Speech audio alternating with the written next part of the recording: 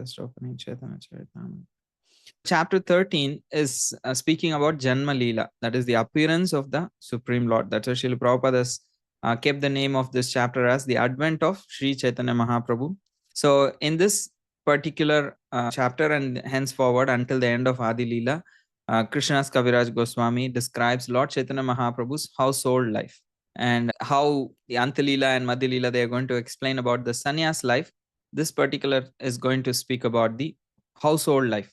We can see how Brahmana named Upendra Mishra, he resided in the district of Srihatta. He was father of Jagannath Mishra, and he came to study under the direction of Nila Chakravarti and then settled there after marrying Nila's daughter Shachi Devi. So after Jagannath Mishra and Shachi Devi married, they gave birth to 8 children, all daughters, who died one after another immediately after birth. Imagine 8 daughters, and each one died immediately after birth. And after her 9th pregnancy, she gave birth to a son who was named Vishwarup. Then in 1407, that is 1486 AD, in the full moon evening of the month of Falgun, in the constellation of Chaitanya Simha, we sometimes call, because he appeared in the Simha Rasi. So Simha, in the constellation of Simha on the horizon, Lord Chaitanya Mahaprabhu appeared as the son of Sri Sachi Devi and Jagannath. So in this particular chapter, we are going to cover all of these things. How after hearing the birth of Lord Chaitanya Mahaprabhu, so many scholars and devotees and brahmanas, they all brought gifts and they came to see. And how Nilambar Chakravarti, who is the grandfather of Sri Chaitanya Mahaprabhu, is also a great astrologer. So he prepares the horoscope of Sri Chaitanya Mahaprabhu and predicts that this child is a great personality. So this chapter describes the symptoms of all of the appearance of Sri Chaitanya Mahaprabhu. So let's begin. So chapter 13 speaks about Janma Lila, appearance. Balya Lila is childhood pastimes, somewhere from 0, it's not 0 to 6, it's 0 to 5. Childhood pastimes are until 5 years, or you can say 6 years. And then Paugand Lila from 6 to 10 years. Then chapter 16 speaks about Kishore Lila, which is from 10 to 16 years. And Yavan Lila is 16 onwards until Sri Chaitanya Mahaprabhu took sannyas, which is 24 years. That's what we are going to see in these 5 chapters. That first 50 verses of the 13th chapter of Gaur Lila, Adi Lila, Srila Krishnadas Kaviraj Goswami actually gives a synopsis of Chaitanya Charitamrita. So he goes on to explain all of just gives a short synopsis of what happens. And then he goes on to explain the actual things. So for the first 50 verses, he very quickly gives a synopsis. He says how that on the full moon evening of Falgun, the Lord took birth. And then in jubilation, everybody was, because it was coinciding with the lunar eclipse, everybody was ecstatically chanting Hari, and then they were all bathing in Ganga. And at his birth, his childhood, his early and later boyhood, as well as in his youth, Lord Chaitanya Mahaprabhu, under various pretexts, always induced people to chant the holy name of Supreme Lord Krishna, especially the Hare Krishna Mahamantra. So throughout his life, right from his birth and during his until his sannyas Leela, he constantly induced people to chant the holy name of Hari. And this was a special symptom of Lord Chaitanya Mahaprabhu. So in his childhood, whenever he was crying, if people chanted Krishna's names, then he would immediately stop crying. So all the neighborhood ladies would often chant Hari whenever he would cry, and he would keep crying as soon as they stopped chanting. So that is why they sometimes laughingly called him Gaur Hari, the one who is golden in complexion and who also constantly needs to hear the sound of the name of Hari. So that's why he was called as Gaura Hari. And the childhood pastimes lasts until he actually begins his education. So then after the beginning of his education, the Pauganda pastime starts. And after that, he gets married after, boyhood pastime starts. Then in Pauganda, he gets married. And after his marriage, his youth begins. And in his youth, he induces everyone to chant Hare Krishna anywhere and everywhere. And he becomes a very serious student and actually becomes a teacher soon. And in this way, he takes initiation, he inaugurates the Hare Krishna movement, the Sankirtan movement, and then he takes, so far, until 24 years, he lives in this way. And then the remaining 24 years, he accepts a renounced order of life and stays at Jagannath Puri with his devotees. And for the 6 of these 24 years, so the first 24 years was discussed by Krishnadas Kaviraj Goswami from the first verse till like 34th verse of Adi Lila chapter 13. And then from 34th verse till 50th verse, he is going to speak about the Antalila pastimes. So why he is mentioning a quick synopsis even before beginning is he always was worrying that Krishnadas Kaviraj Goswami, what if I actually cannot complete this book? What if I die before complete this book? So he constantly tries to give synopsis every now and then. In the beginning of Adi Lila, now he is actually giving a synopsis in 50 verses. And again, in the beginning of Madhya Lila, he will give a synopsis of Antya Lila because he was not sure. So he keeps doing that. How Srila Prabhupada wrote Canto 10 of as Krishna book of Srimad Bhagavatam. So similarly, you can see the mood of Krishnadas Kaviraj Goswami. So in the next 24 years after taking sannyas, first 6 years, he's always like preaching. He's chanting and dancing, and he's traveling to South Indian Yatra, and then he is actually traveling to Vrindavan.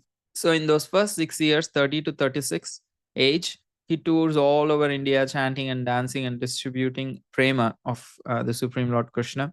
So in the activities of Gauranga Mahaprabhu in his travels after accepting sannyas or his principal pastimes in Madhya Lila.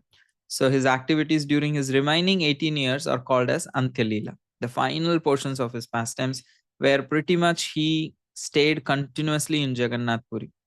He regularly performed kirtan and he invited all the devotees. They all came and participated, and he taught them how to be a proper Vaishnava, what are the things to do and not to do. He taught them in those 6 years. And then in the last 12 years of his life, he stayed in Jagannath Puri, and he did not meet too many devotees or others, but he exemplified through his example that how to taste the ecstasy of love of Krishna. So that he showed by his own personal example, but by just completely being absorbed in Krishna prema all the time. So day and night, Lord Chaitanya Mahaprabhu felt separation from Krishna, and manifesting symptoms of this separation, he cried and talked very inconsistently like a madman. So in the mood of Srimad, he was always hankering for the association of Krishna. It is said that Krishna, he stole the mood and the color of Srimati Radharani, and he, like a thief. So like a thief comes in a different vesha, he changes his appearance. Similarly, Krishna, after stealing the mood and the color of Srimati Radharani, changed his appearance as Sri Chaitanya Mahaprabhu. So nobody could actually understand that here is the Supreme Lord. But when he actually started spreading the Hare Krishna mantra and the Sankirtan movement, then people started having doubt, like, who is he? Who's this person day and night chanting in Shiva Sangan and exhibiting such deep symptoms after his initiation? So the pastimes in Shiva Sangan are considered as Ras Lila. So he exhibited deep symptoms. And so everybody is like wondering, who is this person? So to cover that, he said, okay, I cannot just taste it myself. So he also started distributing it to others. So as a thief, he came with covering his identity. And when there was a doubt, okay, how are you exhibiting such moods? It just seems like very rare. And who are you? So they might recognize that he has come in the mood of Radharani. So he immediately says, okay, I am mad, so let me also make all of you mad. Okay, you also eat these fruits and don't worry about who am I. So then he starts distributing not only to his devotees, even to everybody else, into the general world. And as years grow, then when towards the end of his life, then he manifests that mood much more stronger. So it is said Swarup Damodar Goswami and Ramananda Rai, they're all like inquiring very deeply from Chaitanya Mahaprabhu. Tell us exactly what is happening. What are all these things? So that's when he actually reveals the secret in the form of Shikshashtakam. Towards the end of his life, he lives and enjoys the mood of Srimati Radharani. And the effect of that is, the fruit of that is, by the inquiry of Swarup Damodar Goswami and Ramananda Rai, he leaves us this beautiful 8 instructions of Shri Shikshashtaka. in the mood of Srimati Radharani, it is being spoken. So that's why we chant regularly, literally every day, and consider Sri Chaitanya, Sri Shikshashtakam very seriously. That is the main philosophical background for the Sampradaya in one sense, because it was spoken in the mood of Srimati Radharani by Krishna himself. The essence of the mood of Srimati Radharani's love for Krishna in separation from Krishna, the highest Mahabhav, in that he is expressing his what do you call sentiments through those words for our benefit. So that is why Sikshashram is considered very important. So he explains all of these things, and he says Vrindavan Das Thakur, the authorized writer of the pastimes of Sri Chaitanya Mahaprabhu. He is one of the main authors, Kaviraj Goswami. However, he always glorifies. So he gives the benefit, he gives the glories to, he says, the notes kept by Swarup Damodar Goswami and Murari Gupta are the basis of this book. And following those notes, I am writing all of these things. And the notes have been already described elaborately by Vrindavan Das Thakur. So he is the Vyasadeva of Sri Chaitanya Mahaprabhu's Lila. But because he felt his book is becoming too voluminous, he left some places without elaborate description. I'm just trying to fill those places as far as possible. So he says the transcendental pastimes of Lord Chaitanya has been actually relished by Vrindavan Das Thakur. I am just simply chewing the remnants of the food left by him. He says, my dear devotees of Lord Chaitanya, let me just now write a synopsis of the Adi Lila, because this Adi Lila has been very elaborately described by Vrindavan Das Thakur. So I'm just going to write this briefly, he says.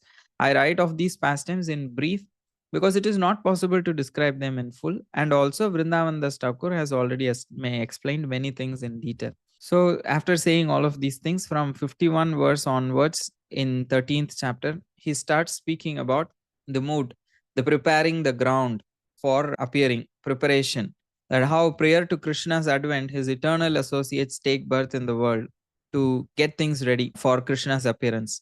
So similarly, Krishnadas Kaviraj Goswami outlines the most notable of these personalities who appeared before Sri Chaitanya Mahaprabhu began his divine Lila is Advaita Acharya. He was born 52 years prior to Sri Chaitanya Mahaprabhu, and he was the one who fervently worshipped the Lord, petitioning him to personally descend. So in this way, many other devotees also appear, like how we spoke about Upendra Mishra, the father of Jagannath Mishra. Then Jagannath Mishra appeared. Then he moved to Mayapur. Then Srimati Sachi Devi, she was born to Nilambar Chakravarti, and Jagannath Mishra actually married Sachi Devi after moving to Navadvip. And in Radhadesh, the part of Bengal where the Ganges does not flow, Nityananda Prabhu, Gangadas Pandit, Murari Gupta, and Mukh, all of them took birth. So in this way, the Supreme Lord caused countless devotees to appear, and they prepared the ground for him, and at last he appeared himself. So before the appearance of Lord Sri Chaitanya Mahaprabhu, all the devotees of Navadvip, they used to regularly gather in the house of Advaita Acharya, because Advaita Acharya also had a house, one in Shantipur and one in Navadvip. So in these meetings, Advaita Acharya would always recite Bhagavad Gita and Srimad Bhagavatam, and speaking about pure devotional service. So in this way, they always engaged in Krishna Katha. So in the house of Advaita Acharya, all the devotees would take so much pleasure speaking about Krishna, hearing about Krishna, worshipping Krishna. However, Sri Advaita Acharya felt deep pain seeing all the world being immersed in material and sense enjoyment. So he actually prayed for the appearance of Sri Chaitanya Mahaprabhu by worshipping his Shaligram Shila with tulsi leaves and waters of Ganga. So in this way, he attracted Krishna's mercy and attention. And through his repeated invitation, he attracted Lord Krishna to descend. So before the birth of Lord Chaitanya Mahaprabhu, as we said, Jagannath Mishra and Sachimata, they gave birth to 8 daughters, one after another, and they all died. And Jagannath Mishra was very unhappy at the death of his children, one after another. So therefore, after desiring a son, so he worshipped the lotus feet of Lord Vishnu. After this, then Jagannath Mishra got a son named Vishwarup, who was very powerful, highly qualified. He is actually an incarnation of Baladev. So the expansion of Baladev, known as Sank in the spiritual world, he appears as Vishwarup. So in this way, the husband and wives, Jagannath Mishra and Sachi Devi, having gotten a son, Vishwarup, they're very pleased within their hearts. And because of their pleasure, they actually began to serve the Supreme Lord very happily. And then in the month of January in the year 1485, Lord Krishna actually entered into the heart of Jagannath Mishra and then got transferred into the womb of Sachi Devi. And Jagannath Mishra said to Sachimata that I am seeing wonderful things. Your body is very effulgent. Literally, like how Devaki's body was so effulgent.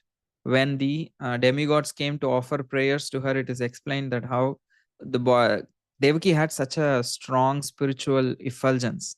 Here, Jagannath Mishra also says to Sachimata that how he's seeing her body so effulgent, like the goddess of fortune is personally staying in his home. So anywhere and everywhere he goes, he sees that everything is very auspicious, people are very respectful, and he's receiving so much wealth without even asking for it. So many people are coming and giving dakshina. So Sachimata told her husband Jagannath Mishra that I see that brilliant human beings. Basically, she is seeing all the demigods appearing and offering prayers.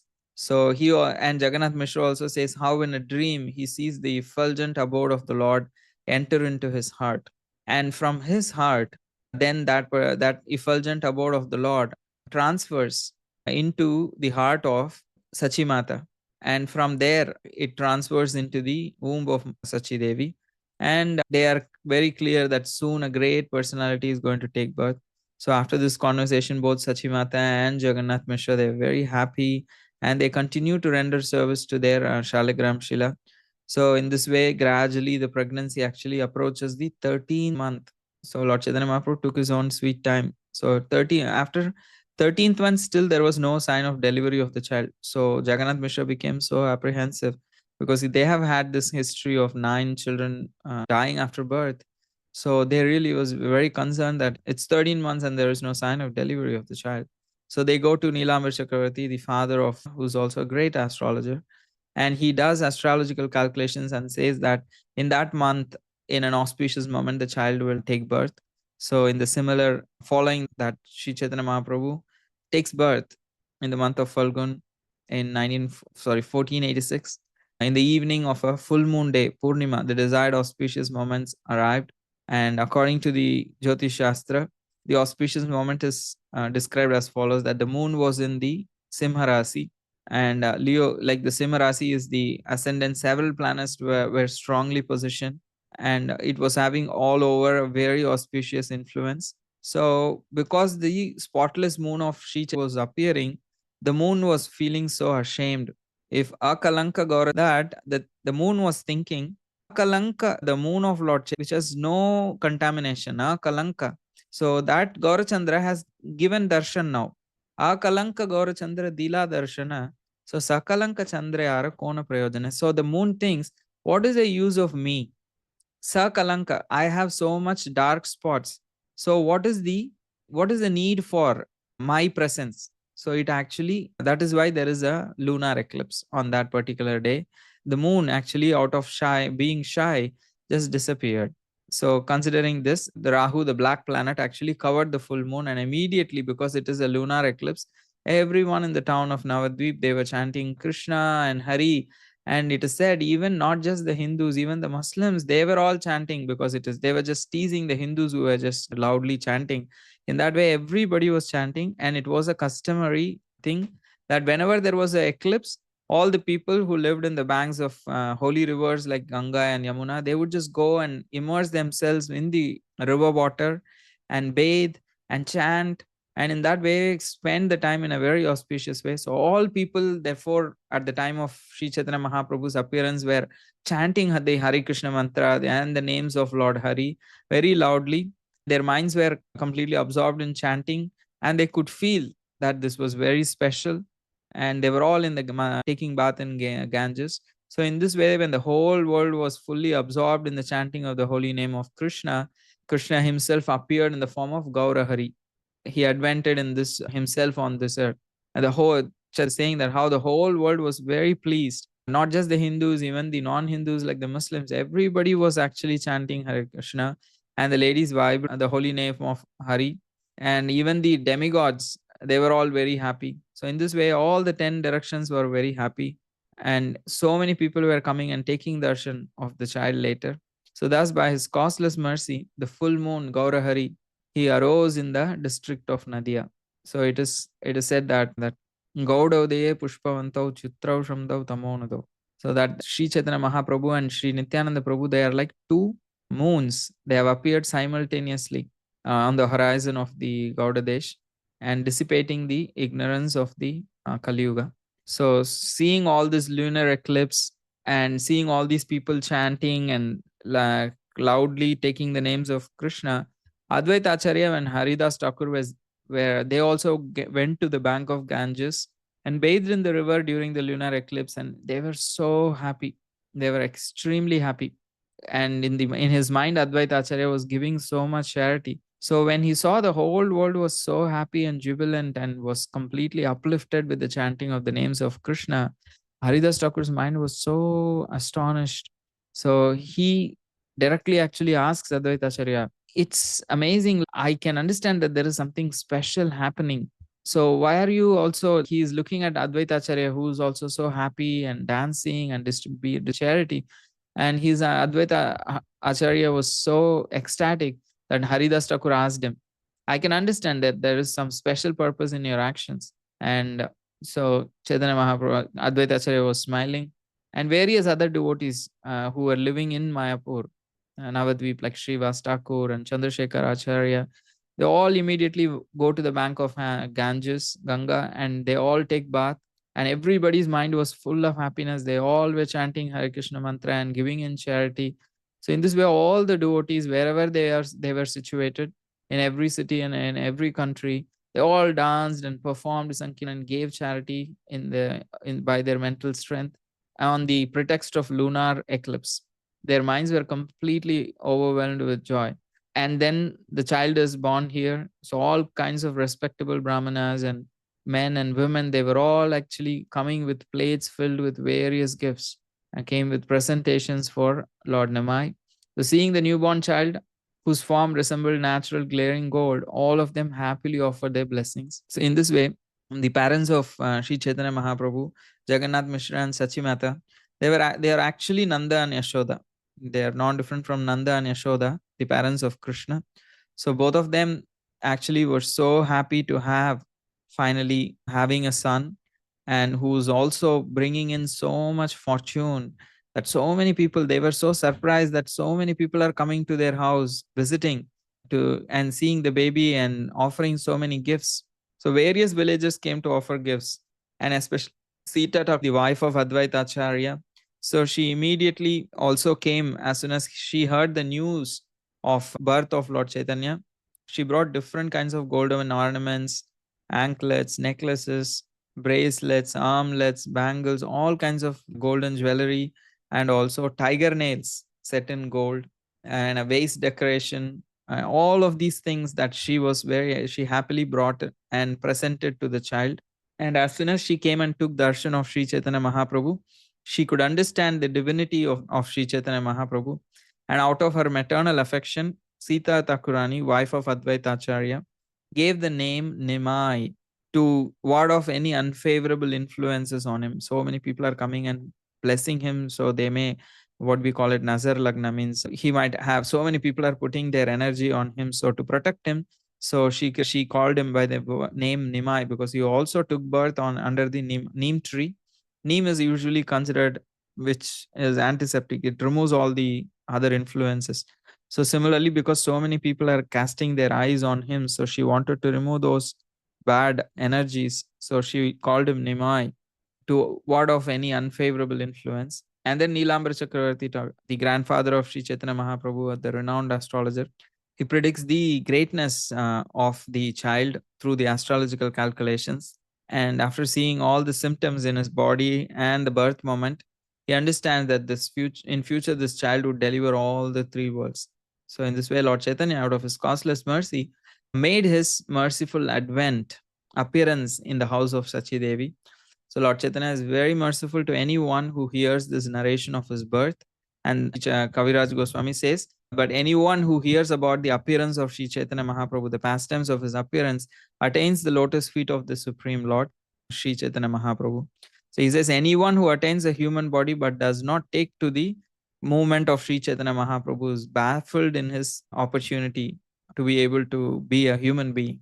So he says, a nectar river is flowing, nectar of devotional service, a river of nectar of devotional service is flowing.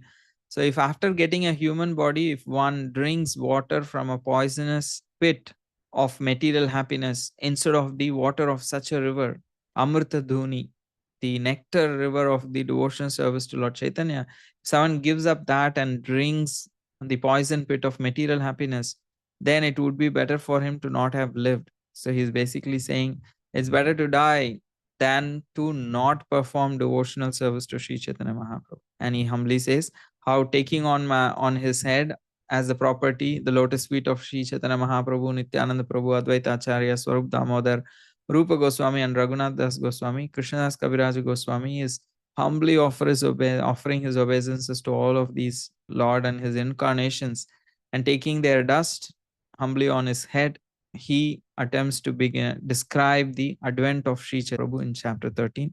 So in this way, Sri Chaitanya Prabhu, he is the maintainer of the universe. So he completely immersed the world in Hari Bhakti. So that is why his name is called as Vishwambara, one who maintains the universe. How does he maintain? By propagating the Hare Krishna mantra. So though it is very important that he creates and maintains and annihilates this material universes, the very purpose of that is to actually, the very reason he maintains this temporary material existence is to actually propagate the bhakti of Krishna. And that is why Sri Chaitanya Mahaprabhu has taught these four things, that the goal is pure love of God. Prema Pumarto Mahan. The object of love is Vrajendra Nandan, not just Vrajendra Nandan, the son of Vrajendra, king of Vraja. Vrajesha Tananda, Tanaya is son of Nanda, that is Krishna. So he is the object of love, one who resides in Vrindavan. And then how to love him, the shining example are the gopis of Vrindavan. And the guidebook for developing love unto Krishna is Sri Bhagavatam. So these are the topics covered in the first Janma Lila, chapter 13, where the appearance of Sri Chaitanya Mahaprabhu and the related incidents are all described. And Krishnadas Kaviraj Goswami offers the Falashruti that anyone who hears about this appearance of the Supreme Lord will be blessed to go back to the Supreme Lord. So this is just the 13th chapter. So we're almost close to 3. So remaining chapter we can see. I'll just need a short break to drink some water. So let's meet in 2 minutes. If there are any questions, you can think about it. When we come back, we can take questions. Hare Krishna. Hare Krishna, Mother Gail, if you're available, you can ask the question. Or the question, I have a few questions. Okay. Well, yes, sure. One thing I find I've always found it interesting, this Antya Lila, right? So my understanding is that there are two kinds of Antya Lila. One is the last 24 years of his life. Yes. And the other is the last 12 years of his life. Yes. It's like they're both called Antya Lila. I found that interesting, curious. There's no explanation for that. The last 24 years are, I understand what you're saying. It's like more of a technicality, I would say. So the first 24 years are called as householder life. The next 24 years are sannyas life. So within that sannyas life, the first, like what you call 6 years that he is traveling, that is called as still Madhya Lila in the Chaitanya Charitamrita. Yeah. The last 18 years are called as Antya Lila within that sannyas Lila. And also in that Antila, the first 6 years he spends still time with the devotees, but in the last 12 years he is secluded. So those 12 years of is considered more of the Antalila than any other, because Anta means the end. So it's like relative kind of. Yeah, relatively the later pastimes. So if you think of that householder life, and then the rest is all sannyas, but within that sannyas also initially there is preaching, but after that there is some association with devotees. So the Antya of the Antya Lila is literally complete seclusion. So that's why usually when we think of Antya Lila, we think of seclusion pastimes. Oh, okay. So anyway, there's the Antya of the Antya Lila, basically. Yes, that's true. Okay. Also, Prabhu, as we were saying, that Nanda Maharaj and Yashoda, they're non-different from Sachimata and Jagat Mishra. Is it correct to say that they're non-different in the same way that Nityananda and Lord Balaram are non-different, and Lord Chaitanya and Krishna are non-different from each other? Yes, they are eternal associates. They are special, special souls. So they expand. They are non-different. Yeah, because there are expansions and then there are expansions. So I just want to make sure they are literally non-different. They're literally non-different. Very good. Very good. Thank you. Yes. Also, when you were saying that the moon, right? He got so ashamed to be presenting himself when there's the moon of Lord Chaitanya coming. Out of that shame, he hid behind, was it Rahu or where? Yes, Rahu. Yeah, Rahu. This is just a comment, actually. It just reminded me of a little funny kind of story where during Damodar Lila, the pot of milk, I heard that it boiled over, wanting to commit suicide because what was the use of his life? Yeah, when there was Mother Yashoda's milk, right? Yes, yes. Because Krishna was drinking Mother Yashoda's milk, so he was becoming so full. The pot and the milk in the pot thought, what's the purpose of my life? He is already drinking her milk. Okay, let me just commit suicide. So it was jumping off of the pot, thinking of committing suicide. And that's what we call boiling over. Yes, we all boil over. Oh my God. Okay, so yeah, I do have just one or two other things. I guess this is a comment too, that Lord Chaitanya, originally he was being born at the most auspicious time, I guess the way the planets were lined up or something. But then it's interesting that it was simultaneously, it turned into the most inauspicious time because it turned out to be a lunar eclipse from one extreme to the other during his birth. Because of, even though externally it was considered to be inauspicious, because of the appearance of the Lord, it became auspicious. Oh, you froze. Wait, you froze. Initially, it was considered to be inauspicious because it is considered a lunar eclipse. However, it's called Gaur Pur. That means the full moon day. Yeah. So it is supposed to be a full moon day. So because it was still considered a better full moon because Lord Chaitanya appeared. So the lunar eclipse is usually considered inauspicious. Yeah. But he was using that to make everyone chant Hare Krishna. No, but I'm saying, Prabhu, that even before the eclipse, right? His birth was predicted to come at a very auspicious time. Yes. That's what I'm saying. That it's like two things were like extremes. Two extremes were going on. It went from being like the most auspicious time, right? Because I don't know how the planets or the stars were lined up. Yes, aligned everything. And then it went in the same birth, it went from the most auspicious to the most inauspicious, quote unquote, because of the lunar eclipse. Yeah. Yes. Because the lunar eclipse was like more of a thing that Lord Chaitanya tweaked. Yeah, tweaked. His tweak was he actually changed that. That is why situation came. Because he wanted everyone to chant, because if that was not there, then they won't be chanting. So even though it was not supposed to be a lunar eclipse, it ended up being a lunar eclipse. Yeah. Just a side thing, lunar eclipse is considered to be as inauspicious as solar eclipse in Vedic. Yeah, eclipses in general are considered inauspicious, yes. Oh, okay. Okay, Prabhu, last thing, right? Just last thing. When we say that, just like with Devaki and Vasudev, there was the transference from Vasudev's pure mind to Devaki's womb. And similarly here, there was a transfer from Jagannath Mishra, right? Yes, Jagannath Mishra. To Sachimata.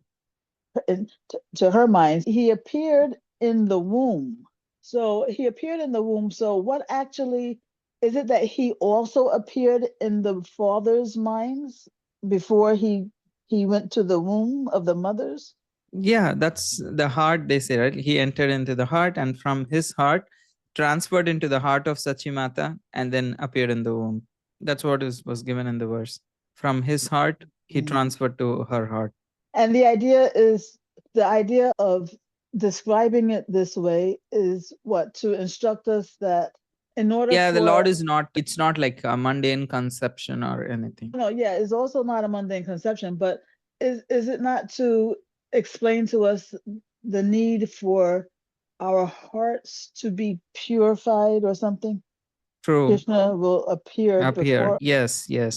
Because Because it is otherwise he could in have. the Bhagavatam, it is explained Vasudev is also the consciousness, or Vasudeva platform. The Shuddha Sattva Yes. is also called as Vasudev. Yes. So Yes. once when our heart becomes like purified, then Krishna appears in that heart. Yeah, because I was wondering, otherwise you could ask, why didn't he just appear directly in the wombs of his mother? Mother. Yeah, because it shows too that, and also he could have gone straight from the heart of Vasudev directly to the womb of his mother. Yes. But it showed that even the heart of the mother had to be pure also. Otherwise, True. he wouldn't have. I'm just Appeared. thinking out loud Yeah, now. they both were like so qualified devotionally. That's the reason he is appearing.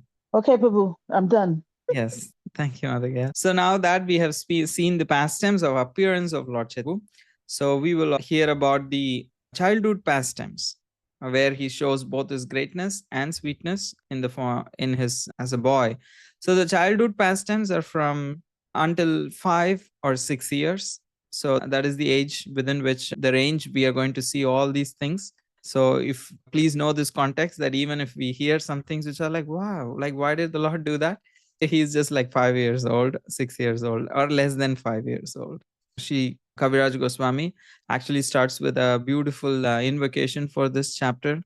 He says that how Katanchana smrute yasmin dushkaram sukharam bhavet vismrute viparitam syat Sri Chaitanyam namamitam. He says things that are very difficult to do actually become very easy to perform if one remembers the lotus feet of Sri Chaitanya Mahaprabhu. Katanchana smrute yasmin. Some or other, if one remembers Sri Chaitanya, the Lord, dushkaram sukharam bhavet. What is difficult to achieve becomes very easy to achieve. Because to get released from this material bondage is dushkaram. That is the most difficult thing in this world to do. We can achieve so many difficult things in this world, but the most difficult thing in this world is to get out of this world. But even that becomes sukharam bhavet. Very easily it is performed. And sukharam also can mean very joyfully performed. So the crossing over this material ocean is just a byproduct of remembering the lotus feet of Sri Chaitanya Mahaprabhu. And otherwise, people have to go through yoga and jnana and so many other difficult processes. But just by remembering Sri Chaitanya Mahaprabhu, so even the most difficult thing, dushkaram, can become actually sukharam bhavat, very easily achieved. Vismrite viparitam syat. If we forget to remember the Supreme Lord Sri Chaitanya Mahaprabhu, then even easy things actually can become very difficult. And he says, I offer my respectful obeisances unto such a Lord that just by remembering him, even great things can be achieved very easily. And he glorifies the Supreme Lord.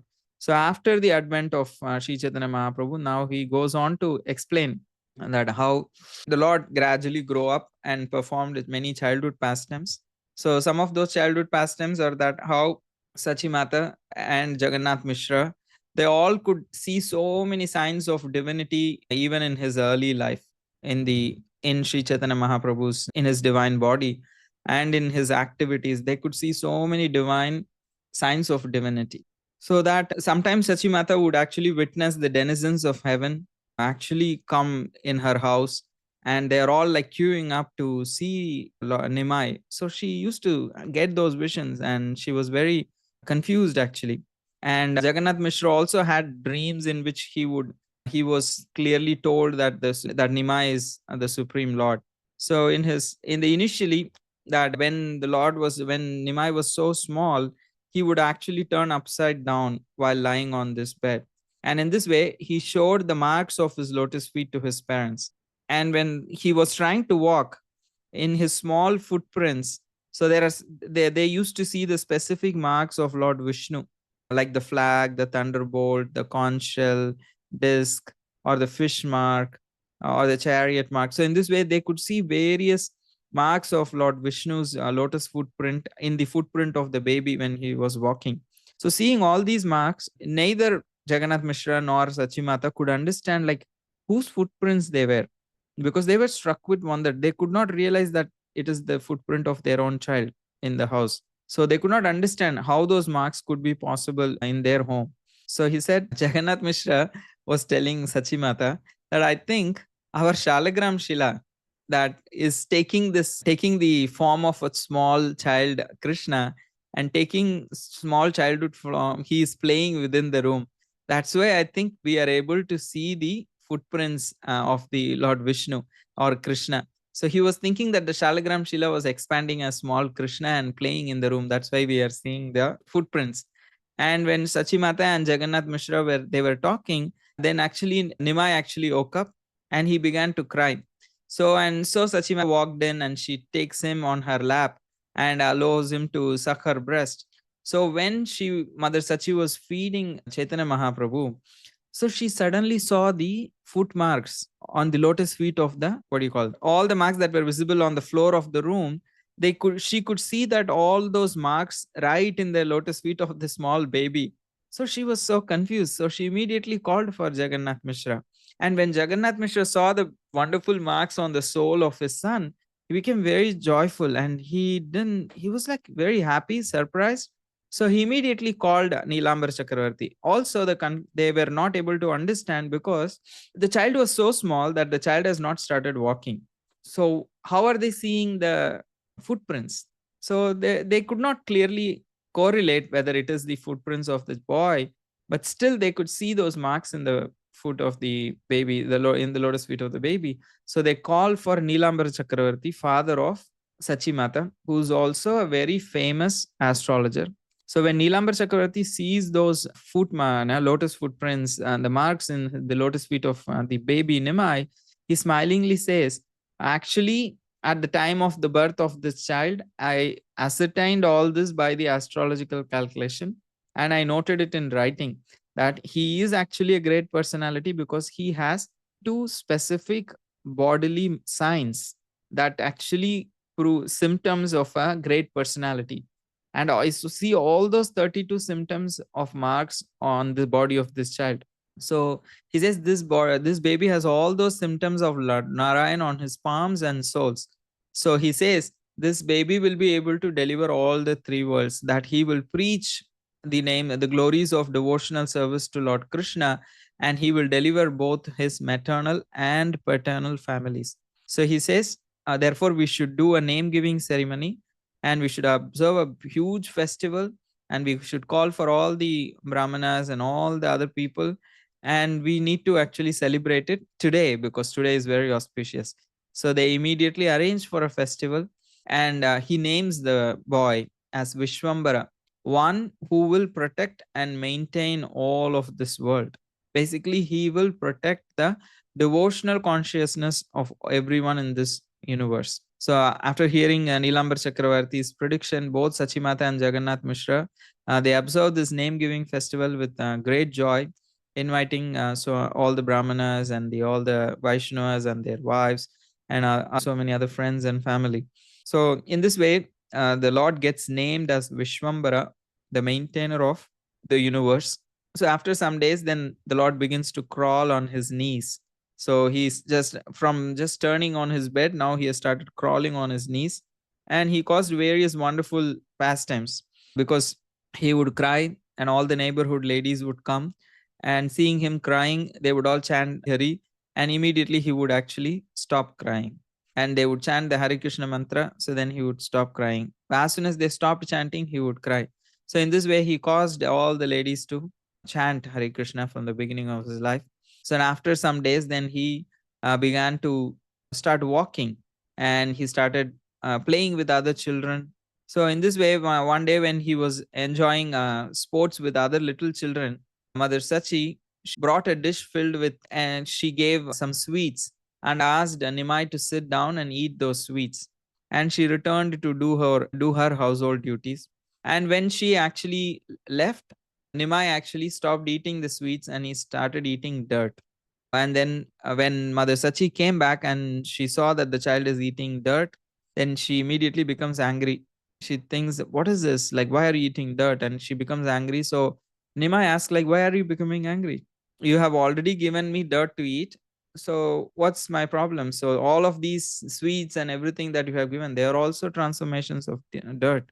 So what's the difference between eating that and eating this dirt? So in this way, when he is actually speaking some philosophy, and Mother Sachi was like very surprised. Who taught you all these philosophical speculation that justifies eating dirt? So she actually corrects Nimai. That is not right.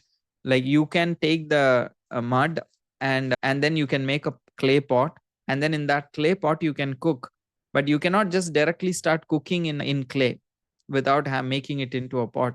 Similarly, earth is also mud, and then it gets transformed into grain. But if we eat the grain, our bodies will become nourished. But if we eat the mud, our bodies will become diseased. So stop saying all these stupid philosophies, and don't eat again dirt. So she chastises Nimai. So then Nimai says, okay, whenever I'm hungry, I'll come and drink your milk.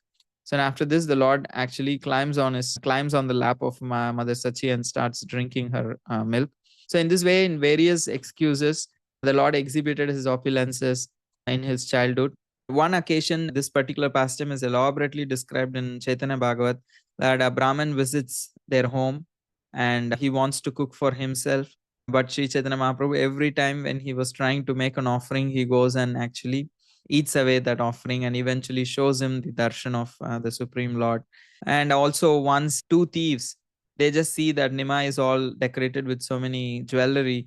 So they want to rob his ornaments. So they actually carry away the child. So the Lord actually misleads them and they get completely confused and illusioned. So they were thinking they are walking away from the home of Lord Chaitanya, Nimai, but they actually walked back into the courtyard of Jagannath Mishra. So they become so bewildered how they actually ended up there. So they quietly leave the baby and they run away because they see everybody is searching for the baby. So they just leave and quietly run away. And there's on another day, these are various pastimes that Sri Chaitanya Mahaprabhu performs. That another day, on an Ekadashi day, he really wants to eat non-Ekadashi. So he actually tells Jagannath Mishra, okay, go and get prasad from Hiranya Pandit and Jagadish Pandit. In their home, they have made a huge offering to Jagannath, so I want to eat that prasad. Because he's a small child, and still Jagannath Mishra goes and was so surprised to see that actually they have offered a huge boga to Jagannath ji, and he gets that prasad, and even they become so astonished how Nimai knows. And in this way, he performs many pastimes.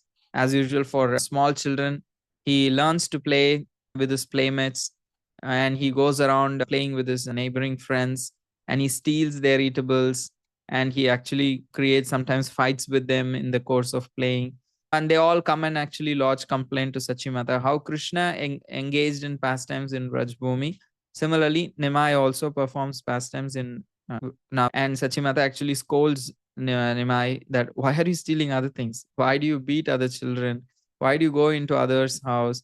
So what you don't have here, I'm giving you everything, and why do you go and steal? Why do you actually behave rudely to with other children? So in this way, she rebuked, and the Lord would get angry and go into a room, and he would break all the pots.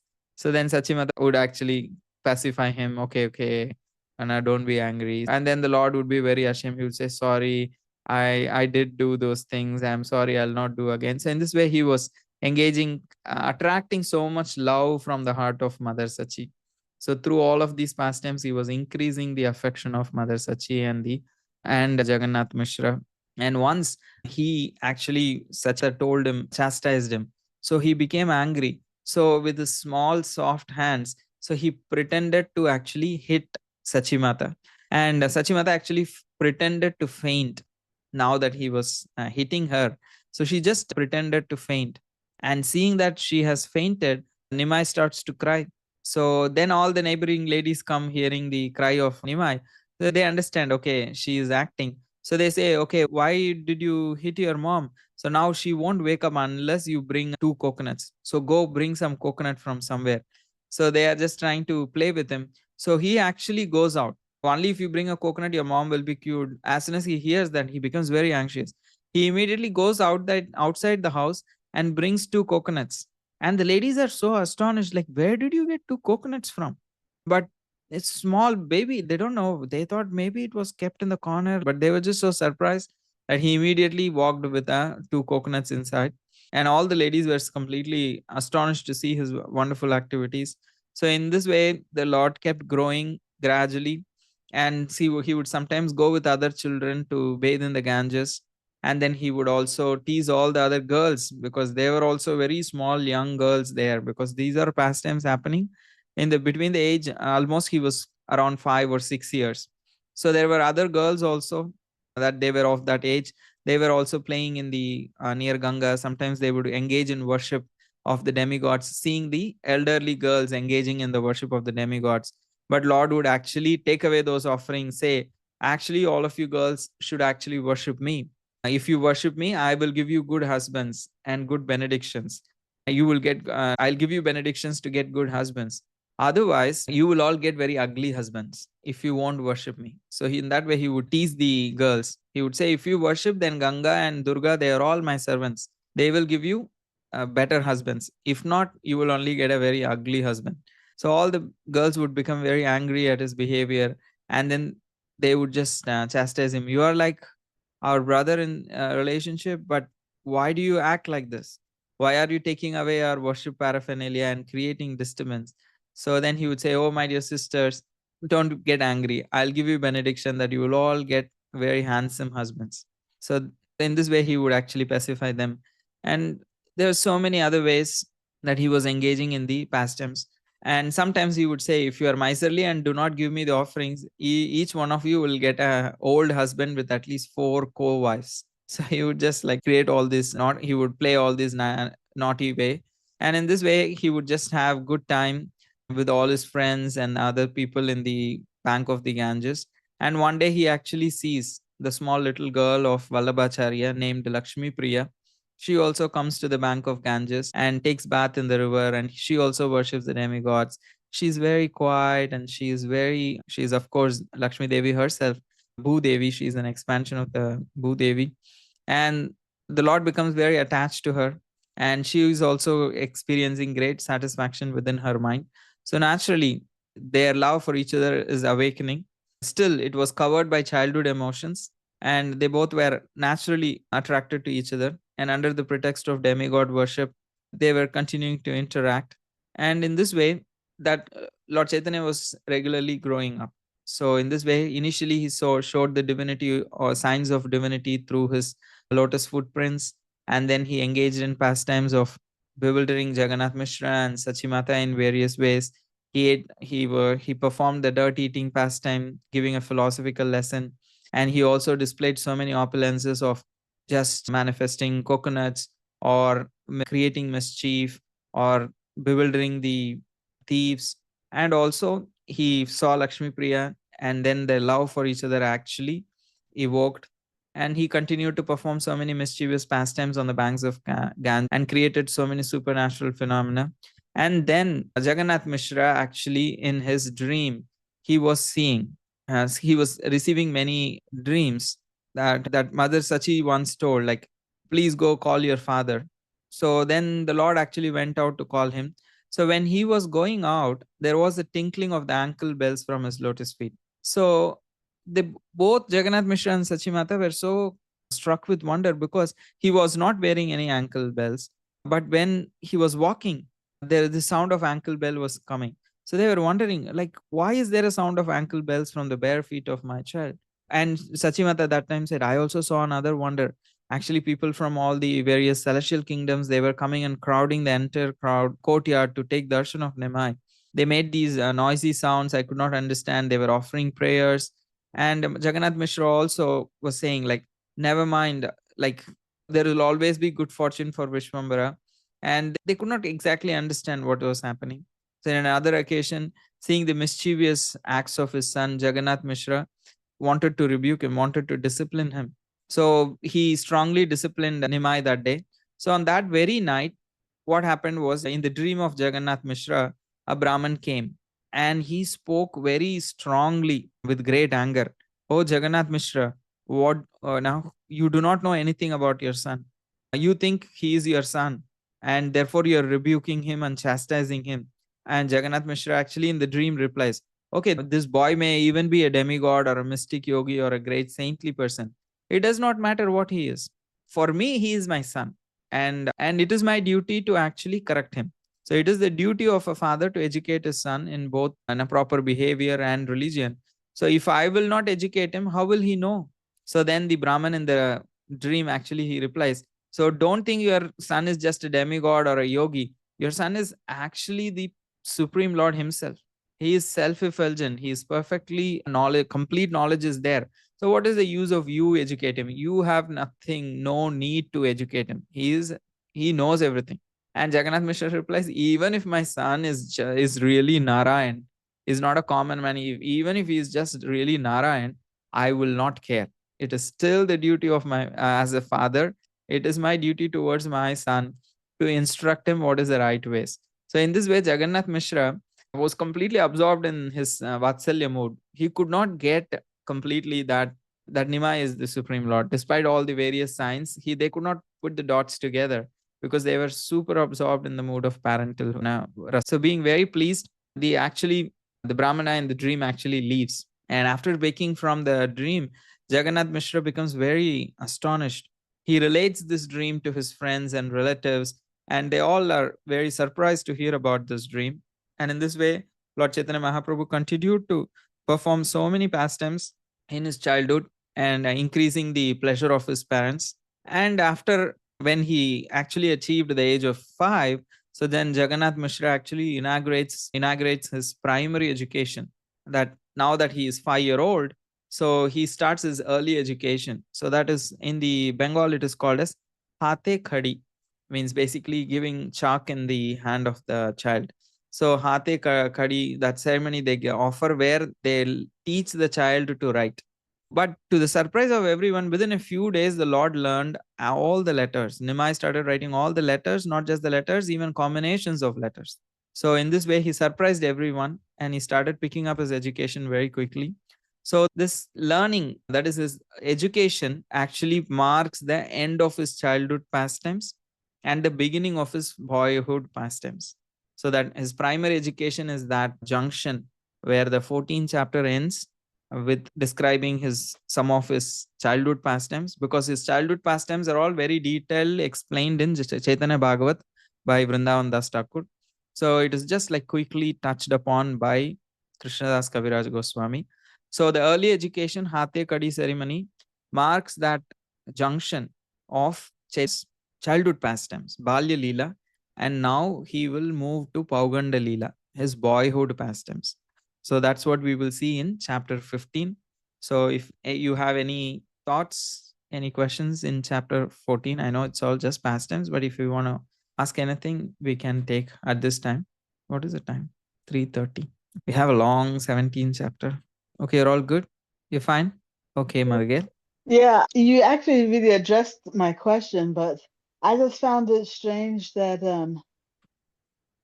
was not at all even disturbed at the idea that his child could be God, and that just like I'm thinking of the Lila with Mother Yashoda when she had looked into Krishna's mouth, and for a moment she got bewildered and her Vatsalya mood was temporarily like disturbed. But in this case, I don't understand how he wasn't. He does get little astonished by the dream and he is going and telling his friends, but still it does not like completely disturb his absorption in the Vatsalya prem.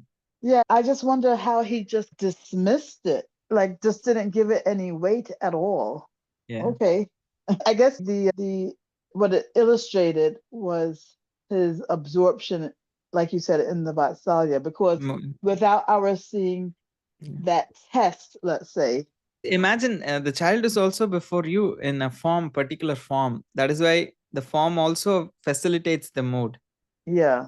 That's why the Lord appears in that corresponding form also. If he was like looking like 400 form Narayan, so then surely they will not be able to have that feelings. That's why Devaki also says, okay, we understand you are the Supreme Lord, you have appeared with 4 arms, but please become like a small, normal child. Yeah, Otherwise, normal. otherwise Kamsa will find you, even if you go to Vrindavan. He will trace you very easily if you appear like this. Please appear like a small child. So she actually requests Krishna like that. Okay, just one last thing. I was just a little confused when it came to they were seeing the footprints in the house and they weren't connecting the footprints to Lord Chaitanya. baby Nimai. Yeah. But so they were thinking that it was the Shaligam Shila who expanded as Krishna, as a little baby Krishna. But see, this is where I was confused. They thought that he expanded as not as Nimai or as Nimai, no? The verse clearly says that Jagannath Mishra told that I think our Shaligram Shila is appearing as small Krishna and playing in the room, because the boy was so small. He was still just trying to turn on the bed. He wasn't walking.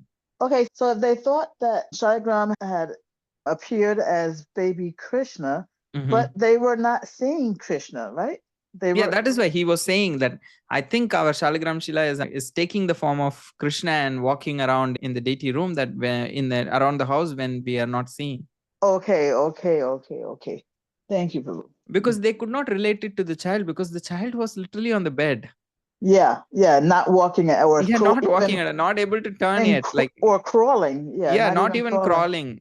So they couldn't really think it's the small child, and the footprints were so small.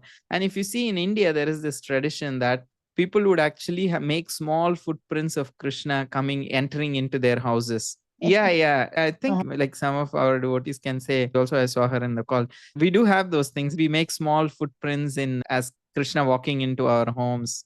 Yeah, there are stickers that you get. You just put, we just put there. So he was thinking it is that the Shaligram Shila, that's why he was thinking Lord Shaligram Shila is taking the form of Krishna, because we usually put the lotus feet of Krishna like that in our homes. But then when they saw that those same markings were on the child, then what did they think? Can you remind me? What did they think at that time? They were just surprised that how is this, these divine marks are on the child's lotus feet. So they were very happy, but they were also very confused. So they immediately called for the astrologer, their Nilam, father of Sachi Mata, to come and examine, because they couldn't make anything out of it. He says, see, I already told you that he is a very great personality immediately after his appearance and astrological calculation. So this is proving now that he is having all these wonderful signs of a very great personality, and he will save the whole world actually by preaching about Krishna. But he stopped short of calling him God, though. Yes. Oh, okay. All right. Thank you. So then in the 15th chapter, we are going to see how the Supreme Lord starts his education very seriously. And he also instructs Sachi Mata about following Ekadashi and everything. So we will see that. So in the Pauganda Lila, here also in this particular chapter also, it's a very nice verse invocation that Krishnadas Kaviraj Goswami begins. Krishnadas Kaviraj Goswami writes original, mostly in Sanskrit, an invocation for each chapter. So this verse is also very famous, of the 15th chapter. Kumana sumanastvam hi yati yasya padabjayo sumano arpitamatrena tam chaitanya prabhum bhaje. He says that I offer my respects to the lotus feet of the Supreme Lord, Tam Shri Chaitanya Prabhum Bhaje, because simply by offering a flower at his lotus feet, even the most ardent materialist becomes a devotee. Even a Kumana means a person interested in material sense enjoyment. He becomes Sumana. Suman we call, many people have name in India, Suman. Sumanastvam, because he becomes a devotee. His heart becomes purified, Sumana. Yati yasya padabjayo. Sumana, because Suman is also flower. Sumano arpana matrena. Just by offering a little flower at the lotus feet of Sri Chaitanya Mahaprabhu, a person's mind gets purified and he develops attachment to, he becomes a devotee gradually. I saw in my personal life also some people who worshipped Lord Chaitanya without even having any idea who is he. They just had deities at home and they were just worshipping, and it did have huge effect on their consciousness. So that is the mercy of Lord Chaitanya Mahaprabhu. Even if someone offers worship without knowing much, but that worship of Sri Chaitanya Mahaprabhu can have effect on their consciousness. So in this way, he glorifies Sri Chaitanya Mahaprabhu and begins the Pauganda pastimes of the Supreme Lord. And basically, the Supreme Lord, or Nimai, actually takes lessons in grammar from Gangadas Pandit, and he becomes a very expert in grammar very quickly. So when he was studying grammar from Gangadas Pandit, he was one of the best students. He immediately learns all the grammatical rules, and the definitions by heart. Just by simply hearing it once, he already becomes an expert. That to that extent, started commenting on some of those grammar books, and he could win anybody in a debate, especially all the other students. He could win them in a debate, though he was just a beginner in education.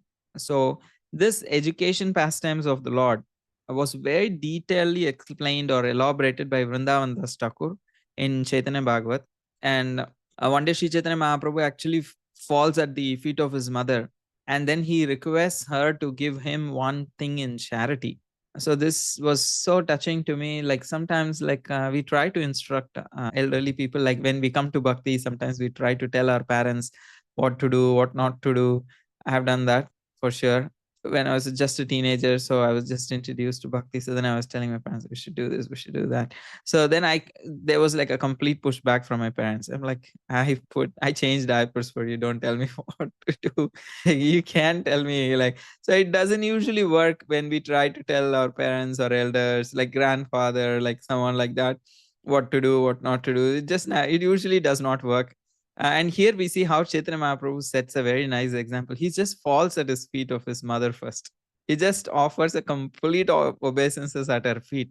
And actually, she's suddenly out of no reason. If you fall at someone's feet, anybody in India, like anybody would like, okay, they would just get startled and they're like, okay, tell me what is the matter? Like, why are you offering obeisances?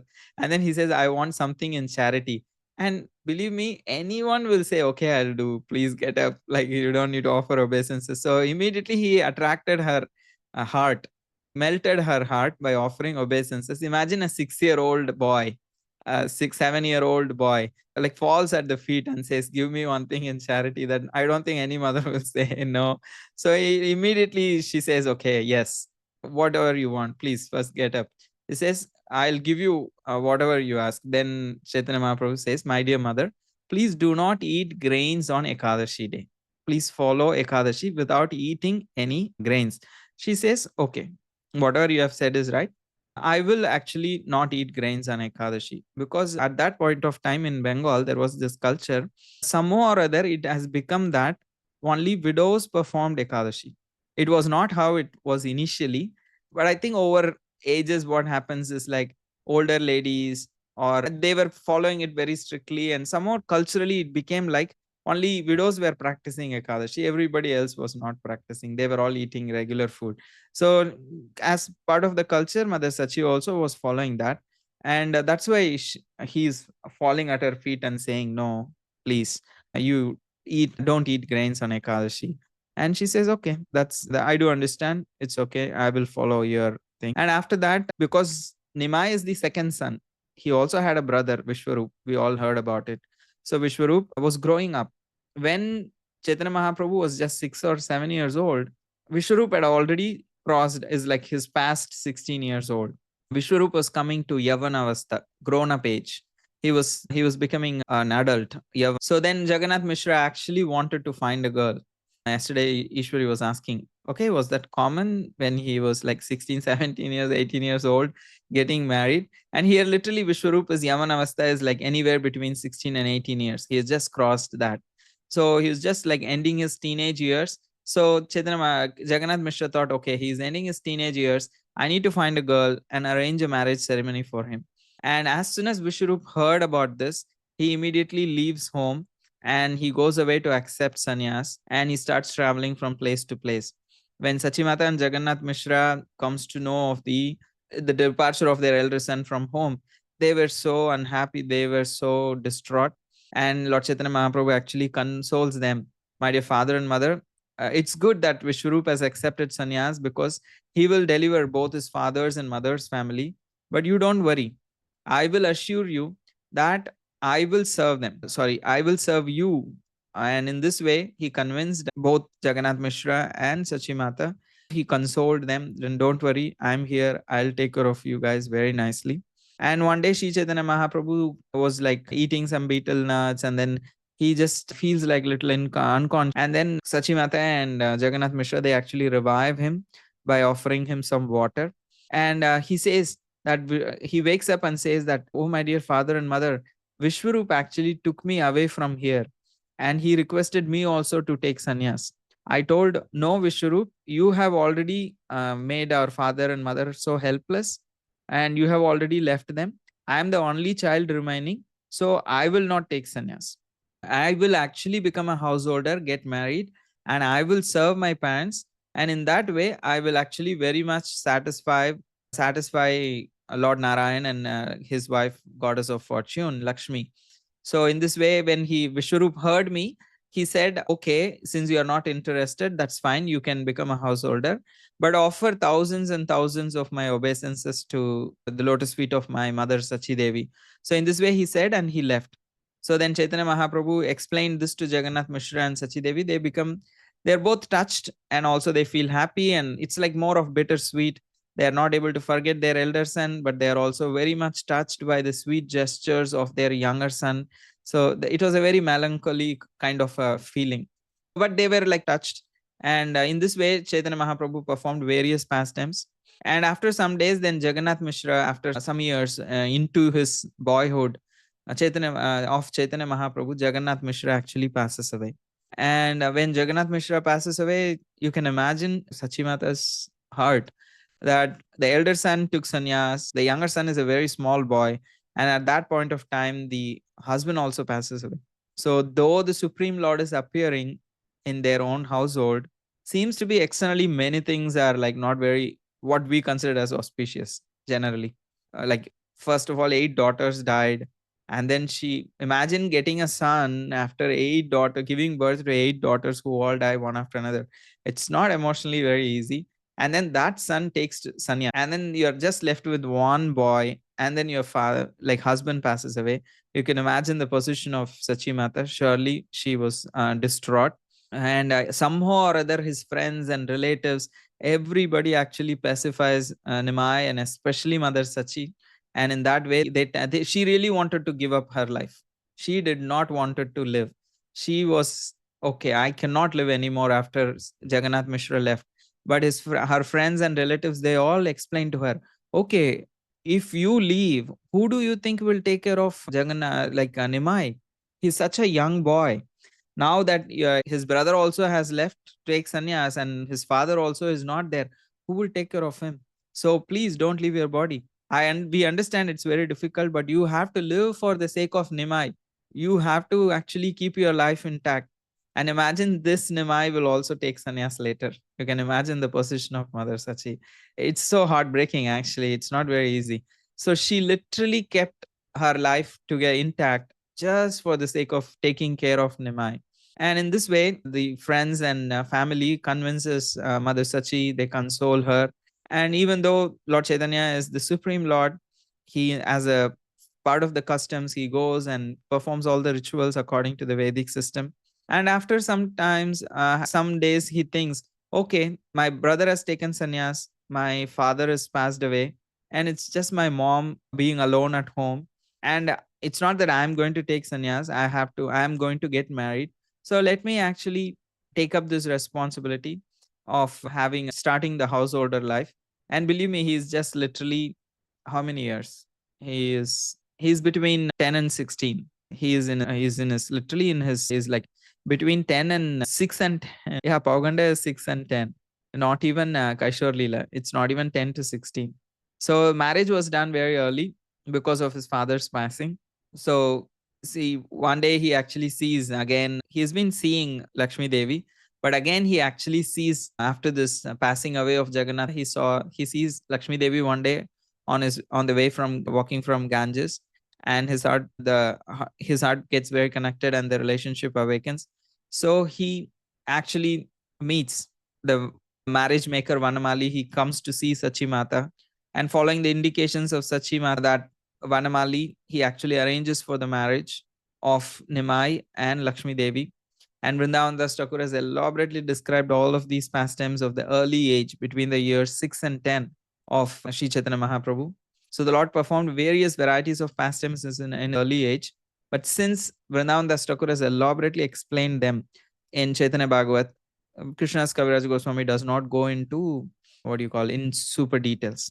He just hints them and completes this chapter very quickly.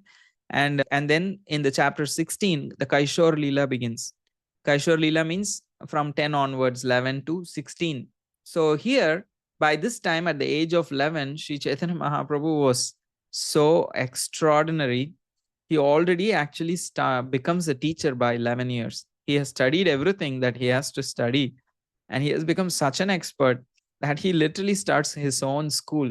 Now that his father is also not there, he has to have a livelihood. So he actually starts a school, becomes a teacher, and that's how he maintains himself and his mother. And it's very wonderful.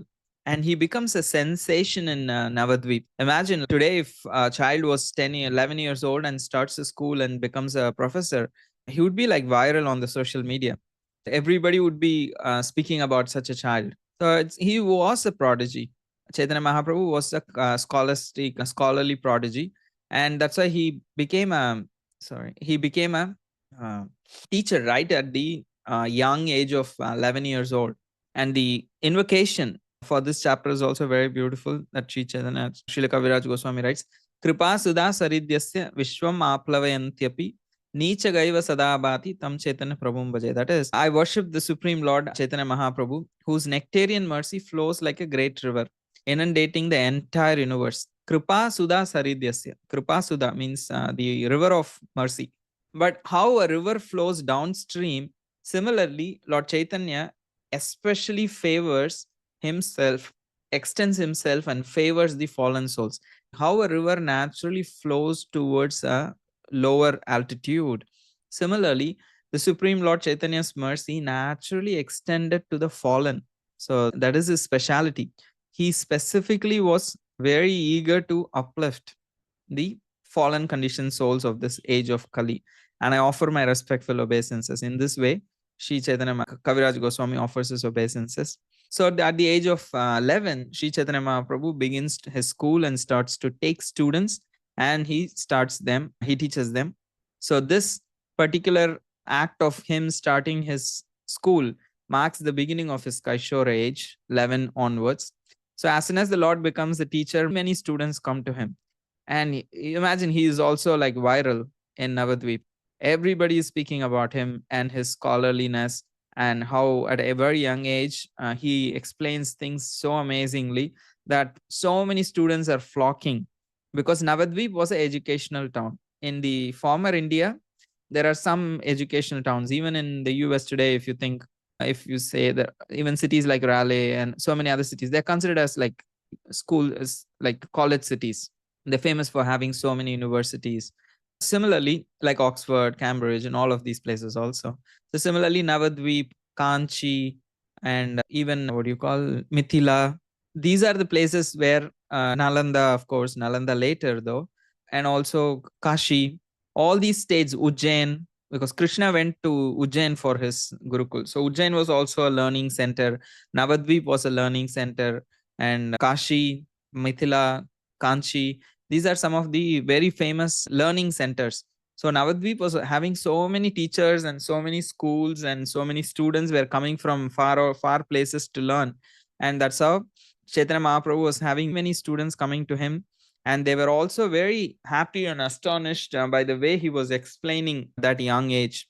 And the Lord also, Nimai also defeated all kinds of scholars in discourses about the scriptures. If anyone challenged him, because that was the sports in those days in the scholarly cities, that people would constantly challenge each other and prove themselves a better scholar. And Nimai would defeat all of them. He was very competitive. He was, of course, the Supreme Lord himself. Still, even though he was very strong and an expert in defeating them, his gentle behavior actually touched everyone. They were not very disturbed when they got defeated by Nimai. They were like, okay, it's Nimai and he's a nice person, so he's okay. So as a teacher, he performed various kinds of pranks in his sporting pastimes in the water of the Ganges. Despite being a teacher, he was playing, like, of course, he's an 11-year-old boy. So he was teacher, but he was still again going and playing with his friends and playing with everybody in the Ganges. Of course, he also engaged in those sporting pastimes in the water of the Ganges. And afterwards, he thought, okay, I want to actually travel to East Bengal. And wherever he went, he introduced the Sankirtan movement. He was still chanting. and all those things. Struck with the wonder of the pastimes of Chaitanya Mahaprabhu's intellectual prowess, many hundreds of students came to the Lord, even in East Bengal, and they started studying under his direction. And at that time, Tapan Mishra, he was a great scholar. He has studied so much. Because he has studied so much, he gets confused about the goal of life. Because he is such a scholar, there is no book that he has not studied, no stream of, no sampradaya, no type of knowledge that he has not gained. He has gained too much knowledge that he gets very confused about the real goal of life. So when he hears about, and he prays to Lord Narayan, and in his dream, he actually sees a Brahmana. So the Brahmana appears to him in the dream and then actually instructs him. I know you are confused about the goal of life, but here in your town, there is a Nimai Pandit who has come. So go to him. He is literally the Supreme Lord. Undoubtedly, he can give you proper direction. So this dream was very clear for Tapan Mishra. So he wakes up and remembers it, and he was fully convinced that this the Lord's special mercy.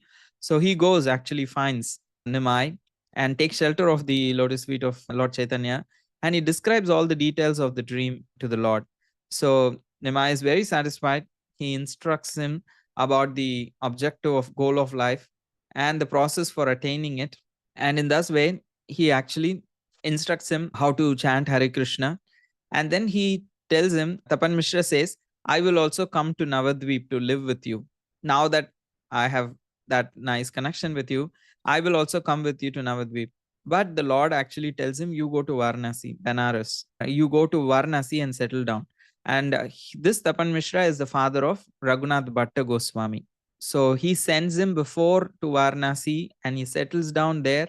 And that's where Raghunath Bhatta Goswami takes birth and later becomes a Goswami and joins after Tapan Mishra passes away and his mother also passes away. Then he joins Chaitanya Mahaprabhu.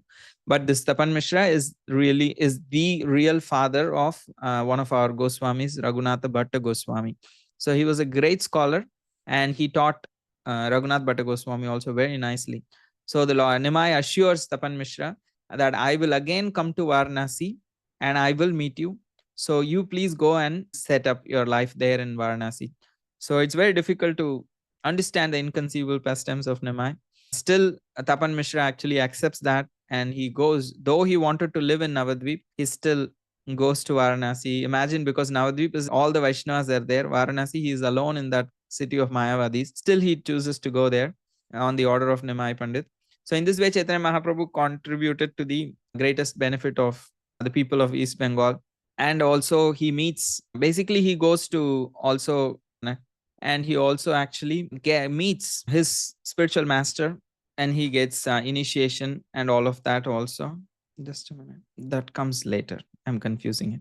So in this way, actually, Sri Chaitanya Mahaprabhu still initiates so many people in East Bengal into Harinam and educates them in a scholarly way. And then he actually returns back to Navadvip and he realizes that Lakshmi Devi, his wife, has actually left her body, because it is said because of the separation from the Supreme Lord, she could not tolerate the separation. So she actually passes away. And then, of course, Sachimata was very, because Chaitanya Mahaprabhu is not at home and his wife passes away, the daughter-in-law. There are so many tragedies already. So naturally, she couldn't take it. She was very grieving. And Chaitanya Mahaprabhu comes home. He brings great wealth and many followers and then tells Sachi Mata. And he feels very deeply affected that Lakshmi Priya has left. But he understands that she is his eternal consort. She has just wound of her pastimes to make way for Vishnu Priya. So he says, Mother Sachi Devi, please do not worry. He gives her transcendental knowledge and then says, I promise you that I'll get married again. So don't need to worry. So after coming back from East Bengal, again Chaitanya Mahaprabhu starts his teaching. He has many students. And then he also marries Vishnu Priya, the goddess of fortune. And then he also meets with Keshava Kashmiri, who is a Digvijay. He travels everywhere. This pastime is also explained by Vrindavan Das Thakur elaborately. So Keshava Kashmiri comes and then he actually hears that there are so many scholars in Navadvip. He has conquered all other scholars in various parts of India. So he comes to prove his mettle in Navadvip. And after coming there, he inquires and comes to know that there is a child prodigy in the name of Nimai, and everybody is glorifying him, considering him as the greatest scholar in Navadvip. So he actually wants to come and conquer Nimai so that he can prove his greatness. And Chaitanya Mahaprabhu literally respects him, and then he meets him on the bank of Ganges with so many disciples. And Keshava Kashmiri challenges Chaitanya Mahaprabhu for a debate, and Chaitanya Mahaprabhu says okay. And Keshava Kashmiri immediately starts reciting 100 verses in the glories of Mother Ganga. And after he completes 100 verses, Nimai particularly points out a particular verse, 64th verse, and he says, you have actually made a mistake there. And he also, first of all, before pointing the mistakes, he quotes all the nice things he has done in his compositions. He glorifies him. And then he says, but there is also some mistakes. Keshava Kashmiri says, mistake, and in my composition, okay, I dare you find your, kind of point out mistakes. I dare you find some mistakes in my composition. And Chaitanya Mahaprabhu actually recites those very verses he composed, because he composed on the spot and it was not written, it was spoken. So Sri Chaitanya Mahaprabhu once heard and completely memorized. So Keshava Kashmiri was completely already impressed and surprised that Chaitanya Mahaprabhu already memorized all those verses. And then he points out all the problems in some of those verses. He finds 5 faults and then he explains them. And Keshava Kashmiri is completely bewildered because he has no explanation. And it's true. The boy's explanations were making actually sense. So he was so surprised. So seeing that Keshava Kashmiri is so shocked, Nimai Pandit says, okay, you go tonight, think about it, and we'll meet tomorrow. At night, he actually goes and prays to Saraswati. How did you actually give up on me? You have never failed me. How can I actually, whatever I say, can have any mistakes? Because it is you who sitting on my tongue and saying and speaking. So how can you make mistakes? What is this? Then appears in his dream and says, hey, come on, the Lord who is standing before me, the boy who is standing before the Nimai is literally my Supreme Lord. And there is no way that you're going to win over him. So please take shelter of him. And in that way, you will be actually blessed. This is my blessings to you, that you have been a sincere worshipper of me. So now I'm blessing you with the mercy of Sri Chaitanya Mahaprabhu. Go and take his shelter.